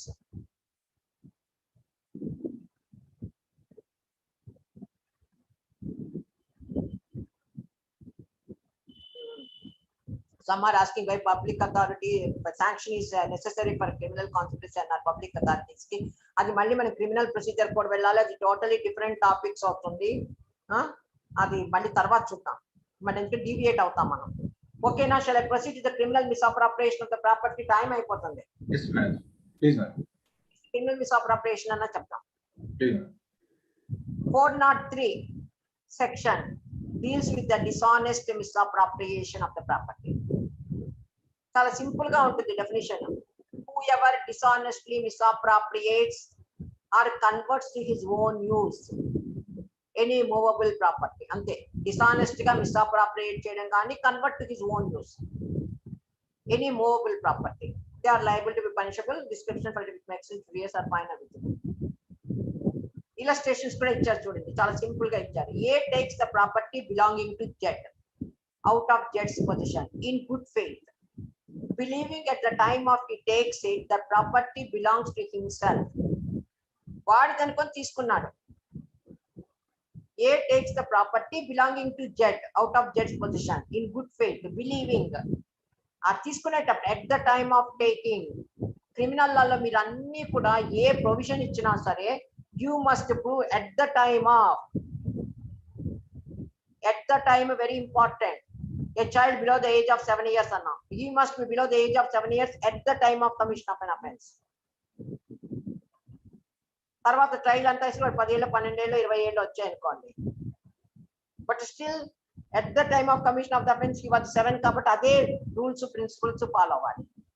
అలాగే వాడు పిచ్చివాడు కూడా at the time of commission of the offence వాడు పిచ్చివాడే ఉండాలి. ముందు వెనక ఉండకూడదు, ముందు వెనక ఉండకూడదు. ఒక్కొక్కసారి వాడిని చంపిన తర్వాత బ్లడ్ చూసి వీడికి పిచ్చెక్కుతుంది. చంపేటప్పుడు వీడు మామూలుగానే ఉంటాడు, చంపిన తర్వాత బ్లడ్ చూసి వీడికి పిచ్చెక్కుతుంది. అది కాదు, at the time of coming. So అలాగే ఇక్కడ కూడా at the time of taking the property he was under the belief that the property belongs to himself. వాడిది అనుకున్నాడు, ఆ ప్రాపర్టీ వాడిది అనుకున్నాడు. So A is not guilty of theft. But if A after discovering his mistake, వాడు తెలిసి ఇది నాది కాదు వాడిది అని, డిసానెస్ట్లీ అప్రాప్రియేట్స్ ద ప్రాపర్టీ, ఇంకా ఏమి ఇస్తానులే అంటే వాడు తీసుకునేటప్పుడు వాడి ప్రాపర్టీ అనుకొని తీసుకున్నాడు, తర్వాత తెలిసినది వాడి ప్రాపర్టీ కాదు అని. అయినా సరే appropriates the property to his own use, is guilty of offence of criminal misappropriation. అలాగే ఏను జెడ్ ఫ్రెండ్స్, జనరల్ వాడు లైబ్రరీకి వెళ్తుంటాడు, పుస్తకాలు తీసుకుంటాడు, చదువుతుంటాడు, ఇస్తూ ఉంటాడు. There is an implied consent. So it is not a theft, it is not a theft. అలాగే ఒక రోజు ఒక పుస్తకం తెచ్చుకున్నాడు, చదువుకున్నాడు, చాలా బాగుంది, ఇచ్చేద్దాం అనుకున్నాడు కానీ మళ్ళీ బుద్ధి కాదు, వాడి దగ్గర పెట్టేసుకున్నాడు. Criminal misappropriation. It is not theft, it is not theft, it is the criminal misappropriation. So there are 2 explanations. We'll study the explanations while dealing with the subject. Now, what are the essential ingredients? Number 1, dishonest misappropriation or conversion of the property for a person's own use. Dishonest misappropriation or conversion of the property for a person's own use. Such property must be movable. ఇక్కడ property movable, immovable property రాదు ఇక్కడ. Only movable property is the subject matter of the offense. Now dishonest misappropriation. What is the dishonest? This is the mens rea, mental element for all the property offenses. Theft నుంచి end criminal trespass దాకా అన్నిటికీ ఒకటే dishonest misappropriation ఉండాలి. The prosecution must prove dishonest intention. Dishonest intention is the mental element required for all the property offenses. So here also dishonest misappropriation. What is the dishonest intention? Dishonest intention consists of twin ingredients: wrongful loss, wrongful gain. Wrongful loss and wrongful gain. Wrongful loss is a loss to which the person losing is legally entitled. Wrongful gain is a gain to the person who is gaining is not legally entitled. This is wrongful loss, wrongful gain. This is throughout any properties ki definition. Sorry, mental element. Any properties kuda mental element enti ante first dishonest intention prove cheyali.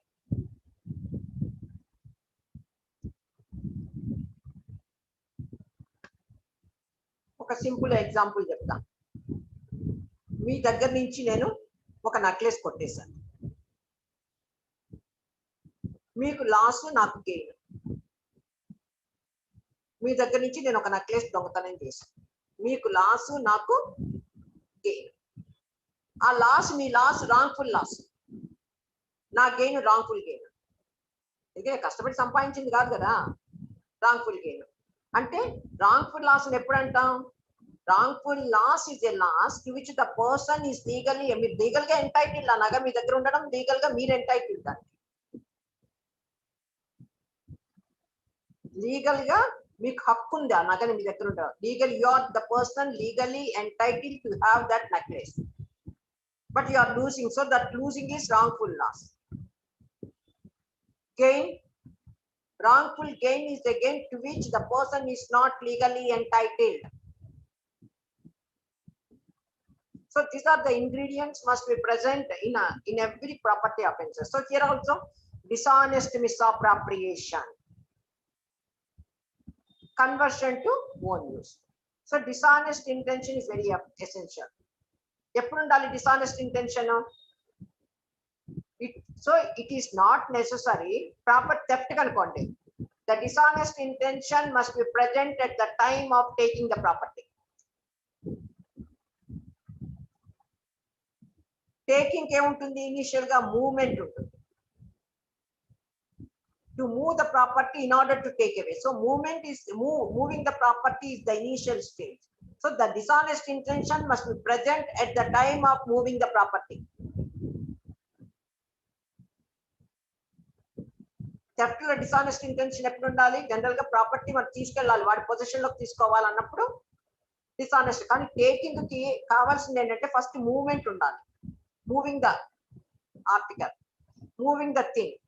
So dishonest intention must be present at the time of moving the property with intent to take away. But here in criminal misappropriation, so it is not necessary that the property should be taken with dishonest intention. ఇందాక మనం 2 illustrations చూసాం. ప్రతిరోజు వాడు లైబ్రరీకి వెళ్తాడు, పుస్తకాలు తెస్తుంటాడు, చదువుతుంటాడు, ఇచ్చేస్తూ ఉంటాడు. కానీ ఒకరోజు ఆ పుస్తకం తీసుకున్నాడు, చదువుదామో ఇచ్చేద్దామని. సో ఆ పుస్తకం తీసుకునేటప్పుడు he doesn't have any dishonest intention. There is no dishonest intention at the time of taking the book. So the property should be taken. So it is not necessary that the property should be taken with a dishonest intention. Criminal misappropriation లో first time property తీసుకునేటప్పుడు dishonest intention ఉండక్కర్లేదు. So the property comes into the possession innocently. Theft లో dishonest intention తో వస్తుంది property. ఇక్కడ innocent గా వస్తుంది, criminal misappropriation innocent గా వస్తుంది అంతే కదా. బట్ లైబ్రరీకి వెళ్ళాడు, పుస్తకం తీసుకొని చదువుకొని మళ్ళీ ఇచ్చేద్దాం అనుకుంటున్నాడు. సో ఇన్నోసెంట్ గా తీసుకున్నాడు, అక్కడ ఇంటెన్షన్ ఏం లేదు, వాడికి రిటర్న్ చేద్దామని అనుకుంటున్నాడు చదివిన తర్వాత. So there is no dishonest intention, అంటే ఇన్నోసెంట్ గా తీసుకున్నాడు. So the property may come innocently and then by subsequent change of intention, ఆ పుస్తకం చదివిన తర్వాత వాడి మైండ్ మారిపోయింది. పుస్తకం దొరకదు ఎక్కడ కొనుక్కుందాం అంటే, చాలా బాగుంది, వాడికి నచ్చింది, వాడికి ఇవ్వబుద్ధి అవ్వదు, చేంజ్ అయింది అప్పుడు intention. Or knowledge of some new facts which with the party was previously acquainted, so he will retain the property. ఆ పుస్తకం తన దగ్గర పెట్టేసుకున్నాడు. So that property becomes a wrongful or fraudulent. So the essence of the under this section is the property must be belong to another person, ఇంకొకటి property అయి ఉండాలి first, which comes into the possession of the accused innocently, innocent గా రావాలి, then misappropriated convert to your own use in the later stage.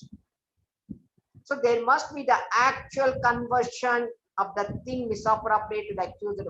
Actual conversion అయిపోవాలి. So mere retaining of an article does not amount to criminal misappropriation. పుస్తకం చదివాడు, రేపు ఇద్దాం ఎల్లుండి ఇద్దామని అలా పెట్టేసుకున్నాడు, నెల 2 నెలలు అయిపోతుంది, ఇద్దాం ఇద్దాం ఇద్దాం అనుకుంటూ కూర్చున్నాడు. This is not criminal misappropriation. Just retaining an article is not a criminal misappropriation. And other point, this misappropriation or conversion need not be permanently. It may even for a time. Theft kuda ante. Theft kuda దొంగతనం చేసేటప్పుడు permanent taking the property need not be permanently. Even the temporary taking would also amount to the theft. Temporary taking would also amount to the theft. In the same way here also, misappropriation or conversion to his own use need not be permanently. Even it, that is explanation 1. Student explanation 1 చూస్తే మీకు ఇది ఉంటుంది. It may even for a time. If you look into ABC illustrations, A finds a rupee on the ABC illustrations explanation 1. అదే library పుస్తకాలు అవి అదే వస్తుంది same.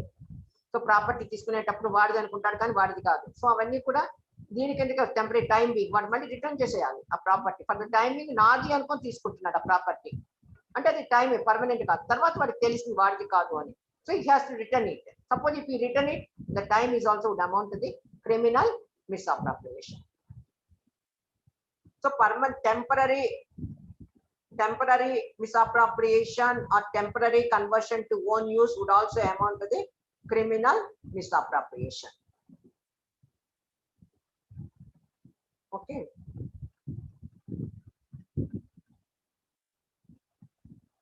ఇవన్నీ కేసెస్. ఇవన్నీ appropriate to one's own use అని ఉంటుంది అందులో. appropriation, misappropriation, appropriation to one's own use or misappropriation means setting apart of one's own use.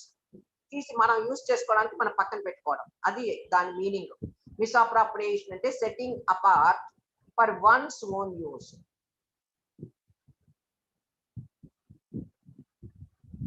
ఇవన్నీ కేసెస్ ఉన్నాయి, మీరు కేసెస్ మీరు చూసుకోండి. Next, what type of property? Theft లోకి వచ్చేసరికి movable. Theft comes only movable, but with respect to the immovable, once it is severed from the earth, ఆ ట్రీని cut చేశారనుకోండి, క్రాప్ ని కట్ చేశారనుకోండి, లేకపోతే భూమిని తవ్వితే mining quarry, they are severed from the earth, then it becomes a movable property. అప్పుడు subject matter of theft అవుతుంది. అలాగే బిల్డింగ్ ఉంది, building is immovable, but the material in the building, కిటికీలు తలుపులు ఊడబిగచ్చు. Once it is severed from the building, it can be easily carryable. తలుపులు కిటికీలు అన్ని తీసుకెళ్ళచ్చు, then it is అవి దొంగతనాలు చేయొచ్చు. సో మూవబుల్ ఓన్లీ మూవబులే, కానీ ఇమ్మూవబుల్ ప్రాపర్టీకి వచ్చేసరికి దాన్ని కనుక భూమిలోంచి తీసినా బిల్డింగ్ లోంచి పీకినా then it becomes the movable property, అవి దొంగతనం చేయొచ్చు. కానీ ఇక్కడికి వచ్చేసరికి క్రిమినల్ మిస్అప్రాప్రియేషన్ లో only movable property. But again extraction కి వచ్చేసరికి it may be movable or immovable, movable or immovable. But here only movable property can be the proper subject matter of the offense. The subject matter of offense under criminal misappropriation is only movable property.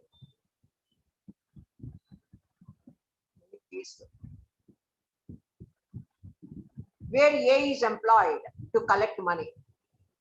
ఈ chit company, finance companies ఉంటాయి కదా, chits వేస్తారు. They will employ some persons to collect the money. He collects the money and keeps the money with him. Collection చేయించాలి. He had to return the money, hand out the money to the person who is employed him. But suppose if he does not give him, he will be guilty of criminal misappropriation. He will be guilty of criminal misappropriation.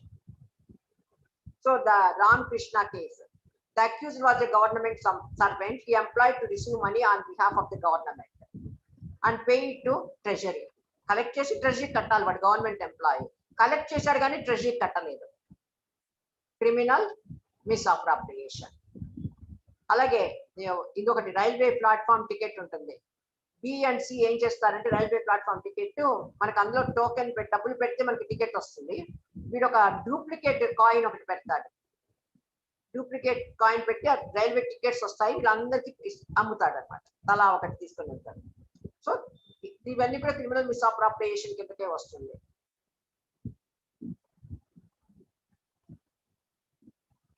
So explanation 1 temporary, explanation 2 now. The explanation makes it clear the thing abandoned cannot form a proper subject matter. So ఏదైనా సరే property offences ఒక position లో ఉండాలి, ఒకటి position లో ఉండాలి. Theft కూడా అంతే. The property must be in the position of some person. ఆ పొజిషన్ లోంచి మనం తీసుకోవాలి without the consent of that person. Then it would amount the offence of theft. ఇప్పుడు నాకు ఆ పెన్ను నాకు అక్కర్లేదు, అవతల పారేసాను.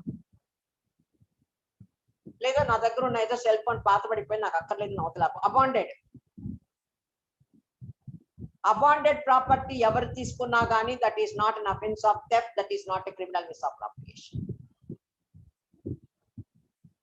Abandoned property, the thing abandoned cannot form a subject matter of criminal misappropriation. అంటే for constituting an offense of criminal misappropriation కింద case పెట్టాలంటే first the property appropriated must be owned by someone. ఆ ప్రాపర్టీకి owner ఒకడు ఉండాలి. ఆ ప్రాపర్టీకి owner ఒకడు ఉండి అది మనం ఇన్నోసెంట్ గా తీసుకొని తర్వాత మన మైండ్ చేంజ్ అయ్యి డిసానెస్ట్ ఇంటెన్షన్ వచ్చి వాడికి ఇవ్వకుండా దాన్ని మనం వాడేసుకోవడం, మన యూస్ కి కన్వర్ట్ చేసుకోవడం, అది క్రిమినల్ మిస్అప్రాప్రియేషన్. అర్థమైందా? సింపుల్. క్రిమినల్ మిస్అప్రాప్రియేషన్ ఏం లేదు. రావడం ప్రాపర్టీ ముందు ఇన్నోసెంట్ గా వస్తుంది,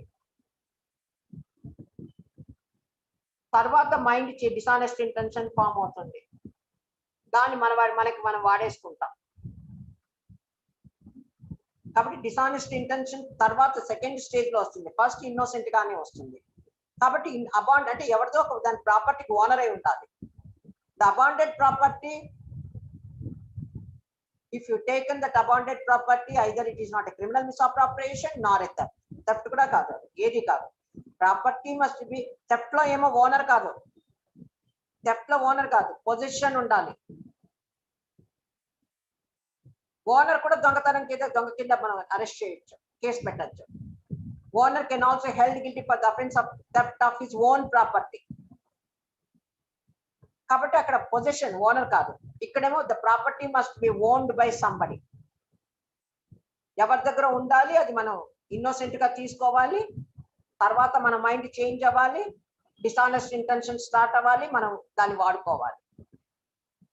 so the property must be owned by somebody is the first step in the criminal misappropriation. Now finder of the goods. Explanation 2 speaks about the finder of the goods. మీకేదో property దొరికింది road మీద, అప్పుడు ఏంటి, ఏం చేయాలి మీరు? Requires the finder of goods.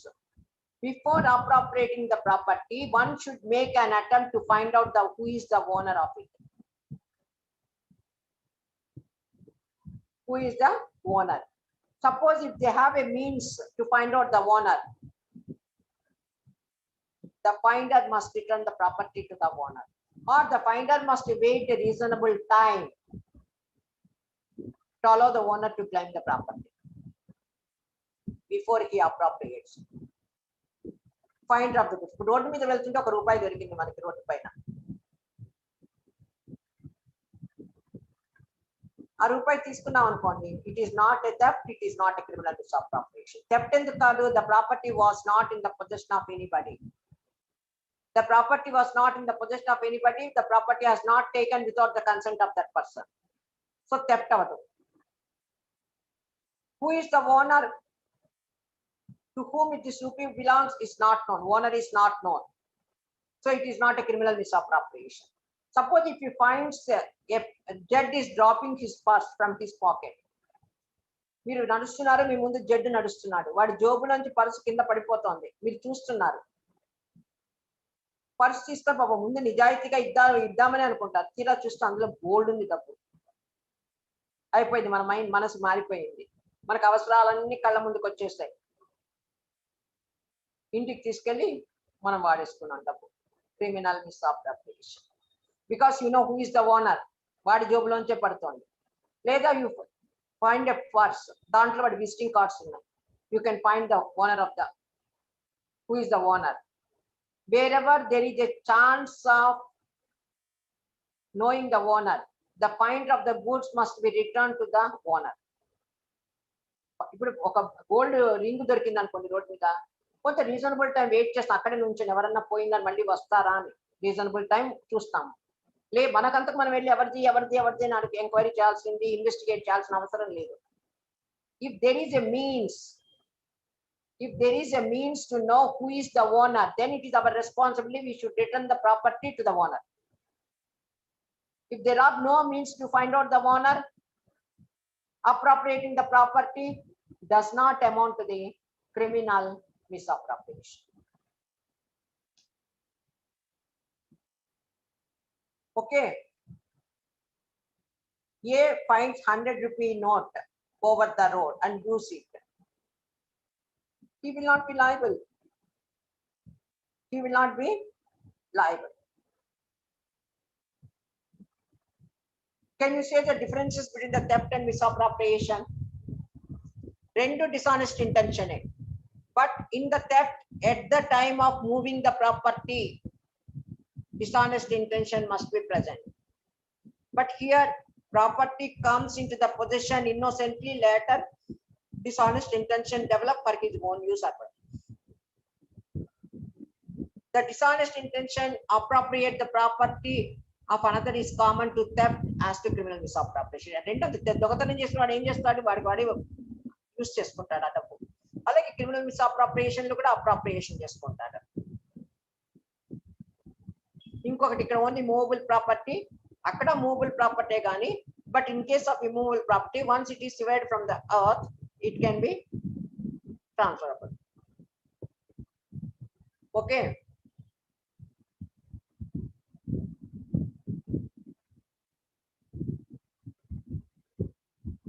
ఇక్కడ కూడా ఒక different opinions of the high courts ఉన్నాయి. Some said that in criminal misappropriation it is only the movable property, but Allahabad High Court held that contrary opinion. But section specifically చెప్పింది it is movable property. Section specific movable property చెప్పింది కాబట్టి it is only the movable property. Immovable property is not the subject matter of criminal misappropriation. Next, criminal breach of trust. రెండు కలిసే ఉంటాయి. Criminal breach of trust లో definite గా criminal misappropriation ఉంటుంది. Criminal misappropriation నుండి ఒకటి ఎక్స్ట్రా ఉంటుంది. ఇక్కడ చూడండి, ఇంగ్రీడియంట్స్ చెప్తాను, సెక్షన్ చాలా పెద్దది ఉంది, మీకు టైం సరిపోదేమో, నేను డైరెక్ట్ గా ingredients. First, entrusting any person with the property or with any domain over the property. Entrustment ఉండాలి ఇక్కడ, ప్రాపర్టీని ఇవ్వాలి, ఇంకొకరికి ఎంట్రస్ట్ చేయాలి ప్రాపర్టీ, లేకపోతే డొమైన్ ఓవర్ ద ప్రాపర్టీ ఇవ్వాలి. What is the dominion? I will explain later.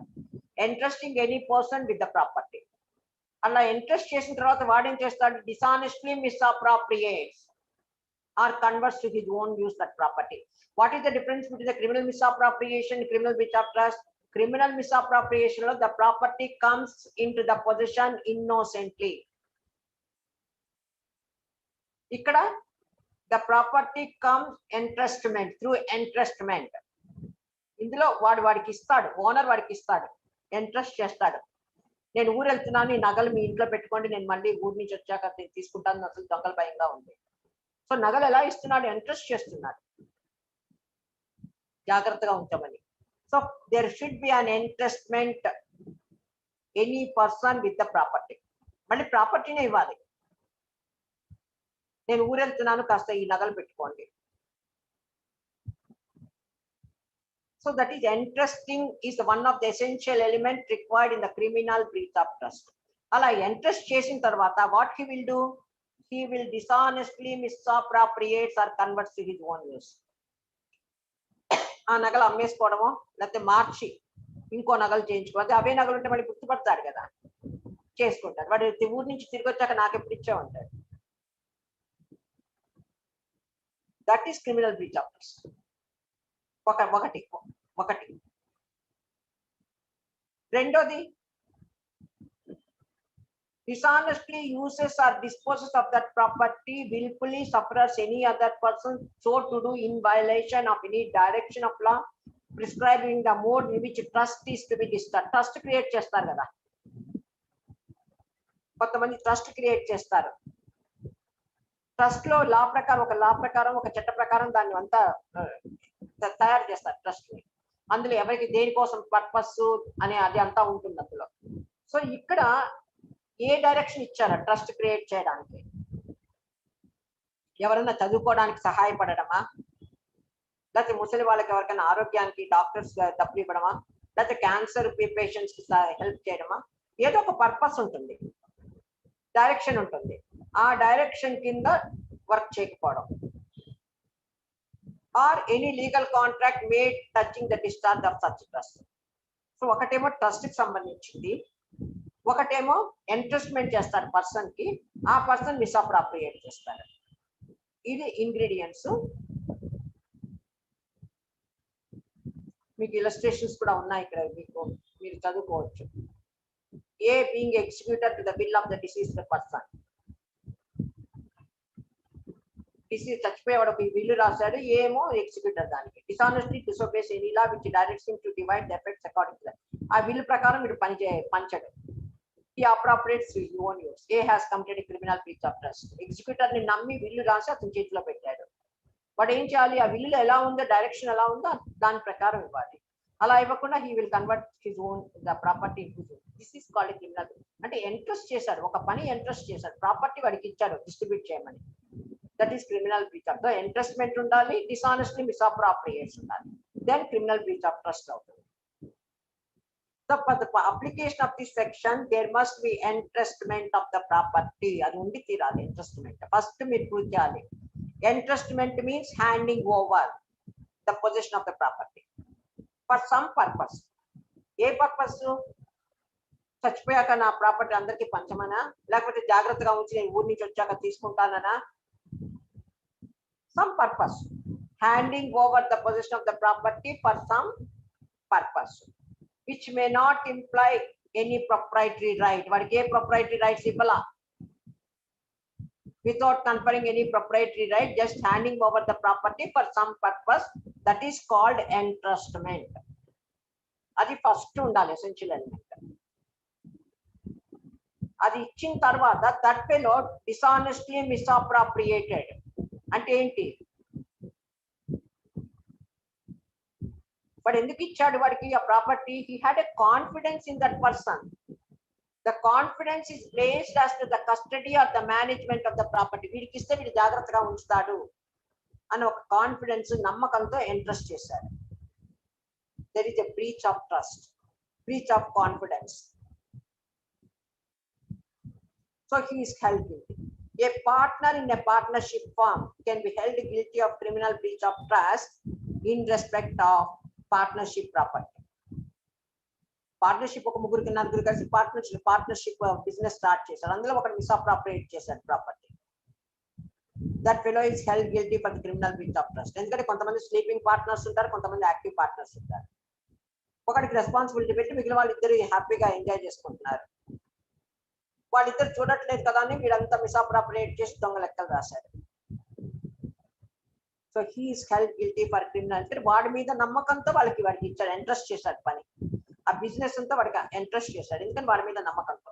ఆ నమ్మకాన్ని బొమ్ము చేశాడు. So that is the criminal breach of trust. So a trust implies a confidence placed by one man in another.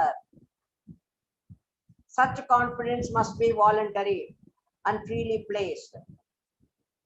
If confidence is obtained by playing a trick, నేను ఇప్పుడు ఎక్స్కి ఇస్తున్నాను అంటే నేను వాలంటరీగా ఇవ్వాలి. ఆ కాన్ఫిడెన్స్ నాకు వాలంటరీగా వాడి మీద ఉండాలి. అలా కాకుండా ఒక ట్రిక్ వల్ల వాడు నన్ను మోసం చేసో లేకపోతే నేనేదో భయపడో వాడు నన్ను బెదిరించో, that is not entrustment. That is not an entrustment. ఇక్కడ వాలంటరీగా ఇవ్వాలి. There is no consent, there is no true entrustment. Consent ఉండాలి. కన్సెంట్ అంటే ఏంటి? ఇండియన్ పీనల్ కోడ్ లో there is no definition of consent. Consent అంటే ఏంటో చెప్పలా ఎక్కడ. మనకి 511 సెక్షన్స్ ఉన్నా కూడా ఎక్కడా కూడా what is the definition of consent అన్నది లేదు.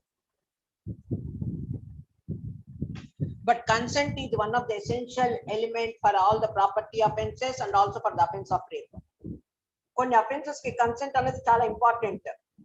రేప్ కి ఇంపార్టెంట్. కన్సెంట్ మీద హోల్ అఫెన్స్ ఈస్ లైస్. అలాగే property offences, taking the property without the consent of other person, చాలా చోట్ల మీకు కన్సెంట్ ఉంది అఫెన్స్ లో. One of the essential. అయినా సరే consent has not been defined. But section 90 of the Indian penal code says what does not amount to consent. Consent అంటే ఏంటో చెప్పదు, ఏది కన్సెంట్ కాదో చెప్తుంది. Consent obtained under threat of fear or fear of injury. Under the threat of fear of injury. తాను consent ఇస్తావా ఇవ్వవా అంటే వాడు కన్సెంట్ ఇస్తే that consent is not a valid consent. The person who gives consent under the threat of injury is not a consent. వాడు consent ఇవ్వనట్టే లెక్క. Similarly, a consent given by a child below the age of 12 years is no consent. A consent obtained under the misrepresentation of the facts is no consent. A consent given by an insane person, intoxicated person, involuntary. Intoxication and involuntary intoxication is no consent at all. So, this entrustment, if there is no consent, no true entrustment. There must be a consent. If that consent is not a free consent obtained by trick or misrepresentation, it is not an entrustment. It is not an entrustment.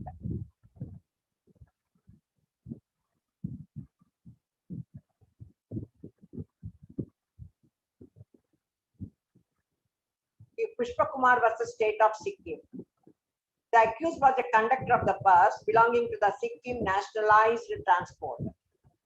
Conductor anamata vaadu Sikkim Nationalized Transport lo vaadu conductor. And collected bus fares. Conductor ante enti ticketlu ichi double collect chestadu. And he collected nearly 2000 rupees. Em cheyali vaadu ventane velli depot kattesaru double. But he did not tender any accounts to the transport authorities. Nor did he deposit any amount even then despite the several reminders. Enno sarlu adigaru double kattavedi adugutunna kuda vaadu kattaledu. The High Court held that one of the most important elements is entrustment. Entrustment ikkada ledantaru. The High Court em cheppindi case lo one of the most important element is the entrustment, is that of the property in respect of criminal breach of trust. But here there is no such entrustment. In this case there was no entrustment.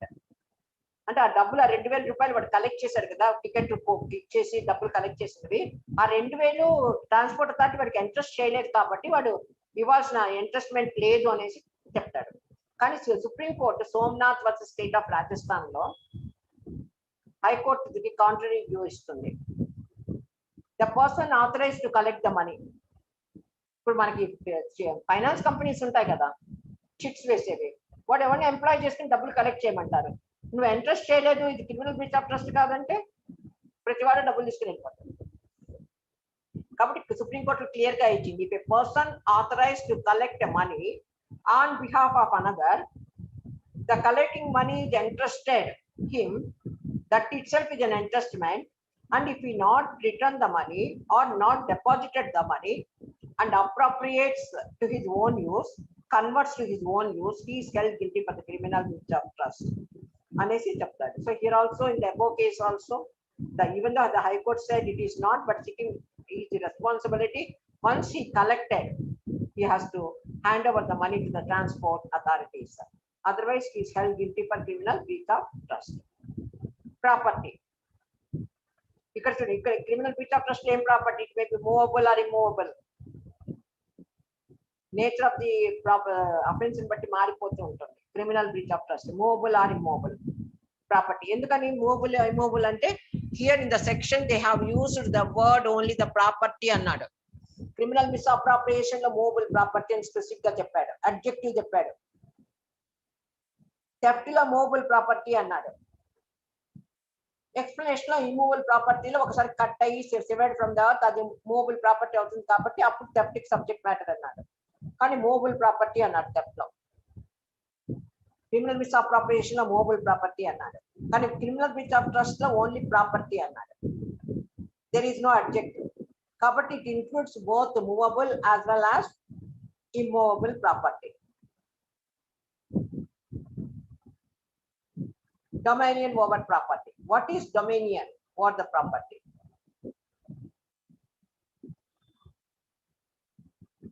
We can say that a person having a dominion over the property and when he supervises or when he exercises a control over the property. A property మీద వాడు supervise అయినా చేయాలి, control అన్నా చేయాలి, లేదా వాడు incharge of that property. ఇప్పుడు మనకి ట్రస్ట్ క్రియేట్ చేస్తారనుకోండి, ట్రస్టీని పెడతారు. A trustee will be appointed. He is the domain over the property. He will control the property. He will supervise the property. He was in charge of that property. ఎవరికి దేనికి ఇవ్వాలి, ఏ purpose కోసం ఈ trust create చేశారు అది fulfil అయ్యేటట్టుగా చేసే బాధ్యత ఆ ట్రస్ట్ లో ఉన్న ప్రాపర్టీకి ఇన్ఛార్జ్ గాని వీడే రెస్పాన్సిబిలిటీ అవుతారు.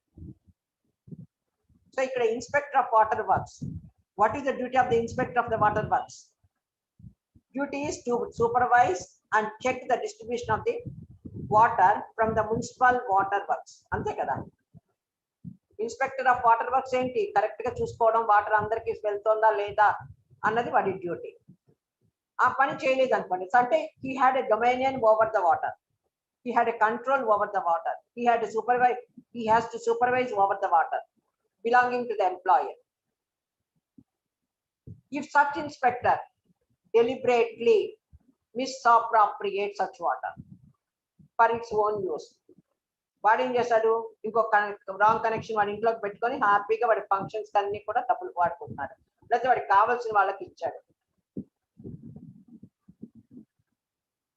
లేకపోతే వాడికి టెనెంట్స్ ఎవరికి వాడికి కావాల్సిన వాడికి ఇచ్చారు, for which the tenants are not paying the tax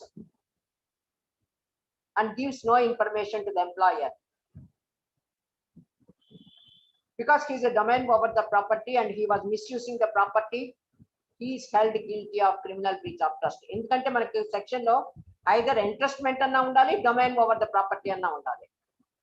entrustment అంటే handing over the property, domain అంటే having a control or supervision or in charge of that property.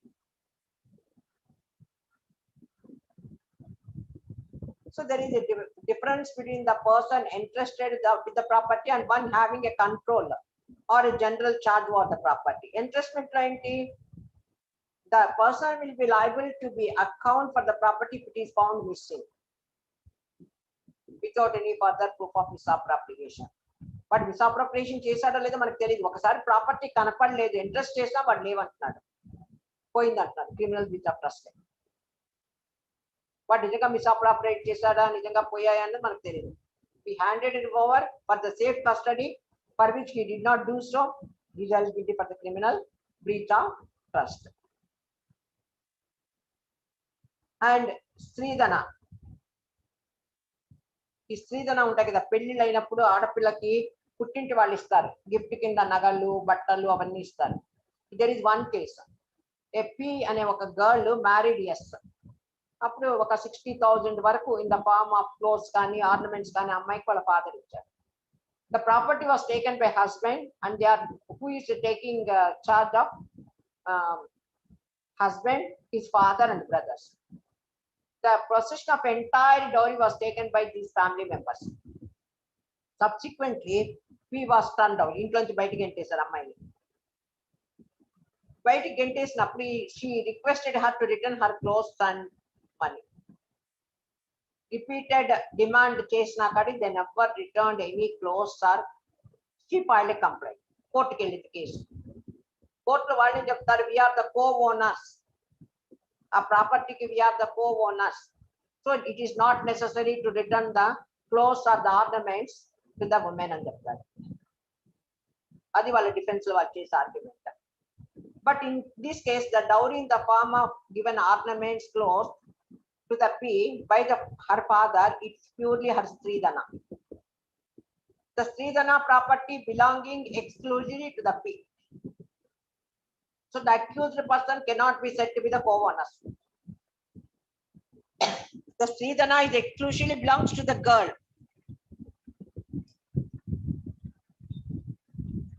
The husband or in-laws, they are not the co-owners. They have only the dominion over the property, అంటే control చేసుకోవచ్చు, జాగ్రత్తగా చూడొచ్చు, supervise చేయొచ్చు,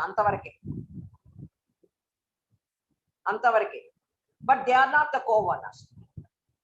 They have converted the ornaments and everything for their own purpose, misappropriated, so they are held guilty for the criminal breach of trust.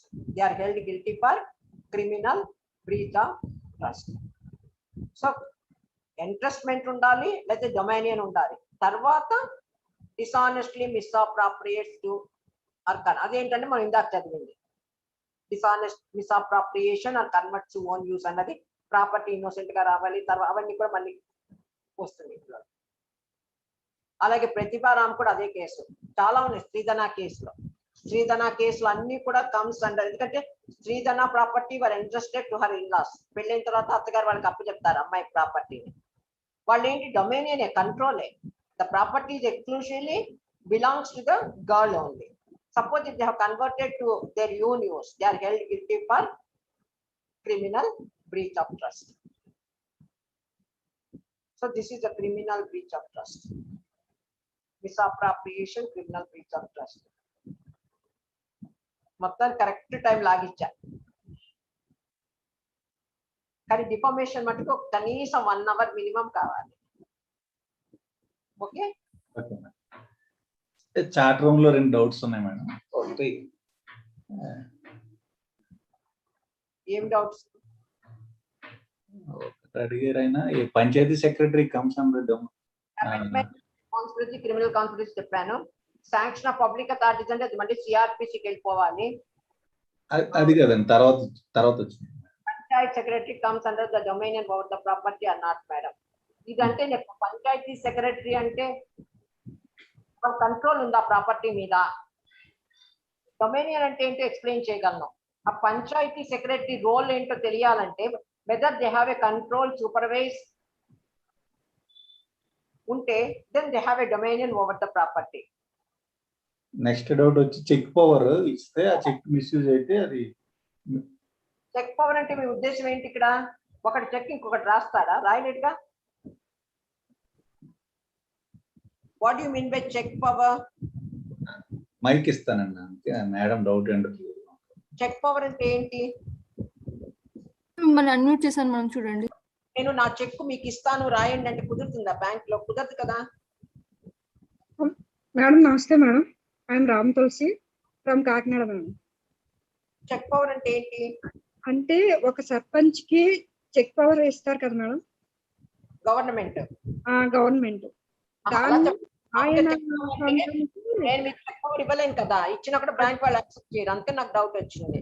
అదే అంటే government వాళ్ళు ఒక సర్పంచ్ కి గానీ పంచాయతీ సెక్రటరీకి గానీ చెక్ పవర్ ఇచ్చినప్పుడు అది సొంతానికి యూజ్ చేసుకుంటే వీళ్ళు ఈ క్రిమినల్ బ్రీచ్ ఆఫ్ ట్రస్ట్ లోకి వస్తారా రారా అన్నది. అదే చెప్తారు ఇప్పుడు మనకి ట్రస్ట్ ఒక ఎగ్జాంపుల్ గా ఇందాక చెప్పాను. ట్రస్ట్ ఎందుకు క్రియేట్ ప్రతి చెక్ పవర్ ఇచ్చేటప్పుడు కూడా ఈవెన్ మా యూనివర్సిటీ వైస్ ఛాన్సలర్స్ కూడా చెక్ పవర్ ఉన్నా కూడా there are certain limitations and circumstances. దేనికి వాడాలి దేనికి వాడకూడదు అని. as long as they worked within the limitation and circumstances, it is not a criminal breach of trust. వాడికి ఇచ్చిన పవర్ ఎక్సీడ్ అయిపోయి ఇంకేదన్నా చేశారనుకోండి, then definitely it is a criminal breach of trust. Okay madam, thank you madam.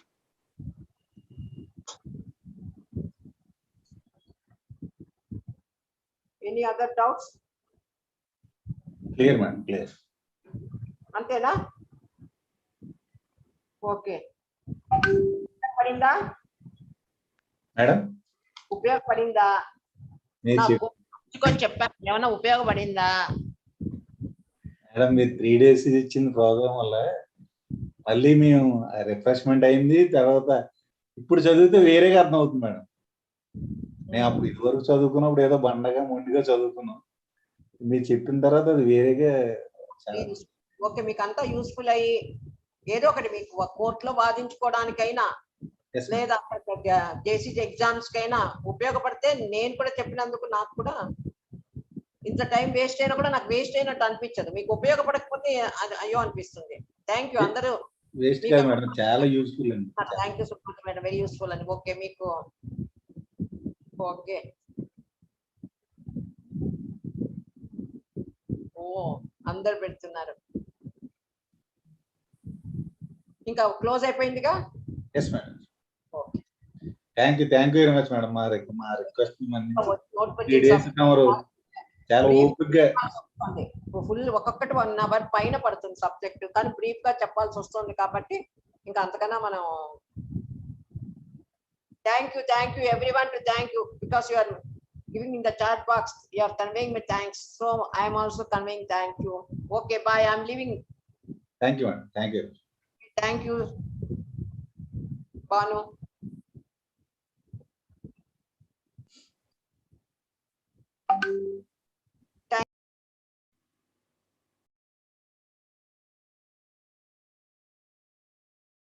So meeting is concluded.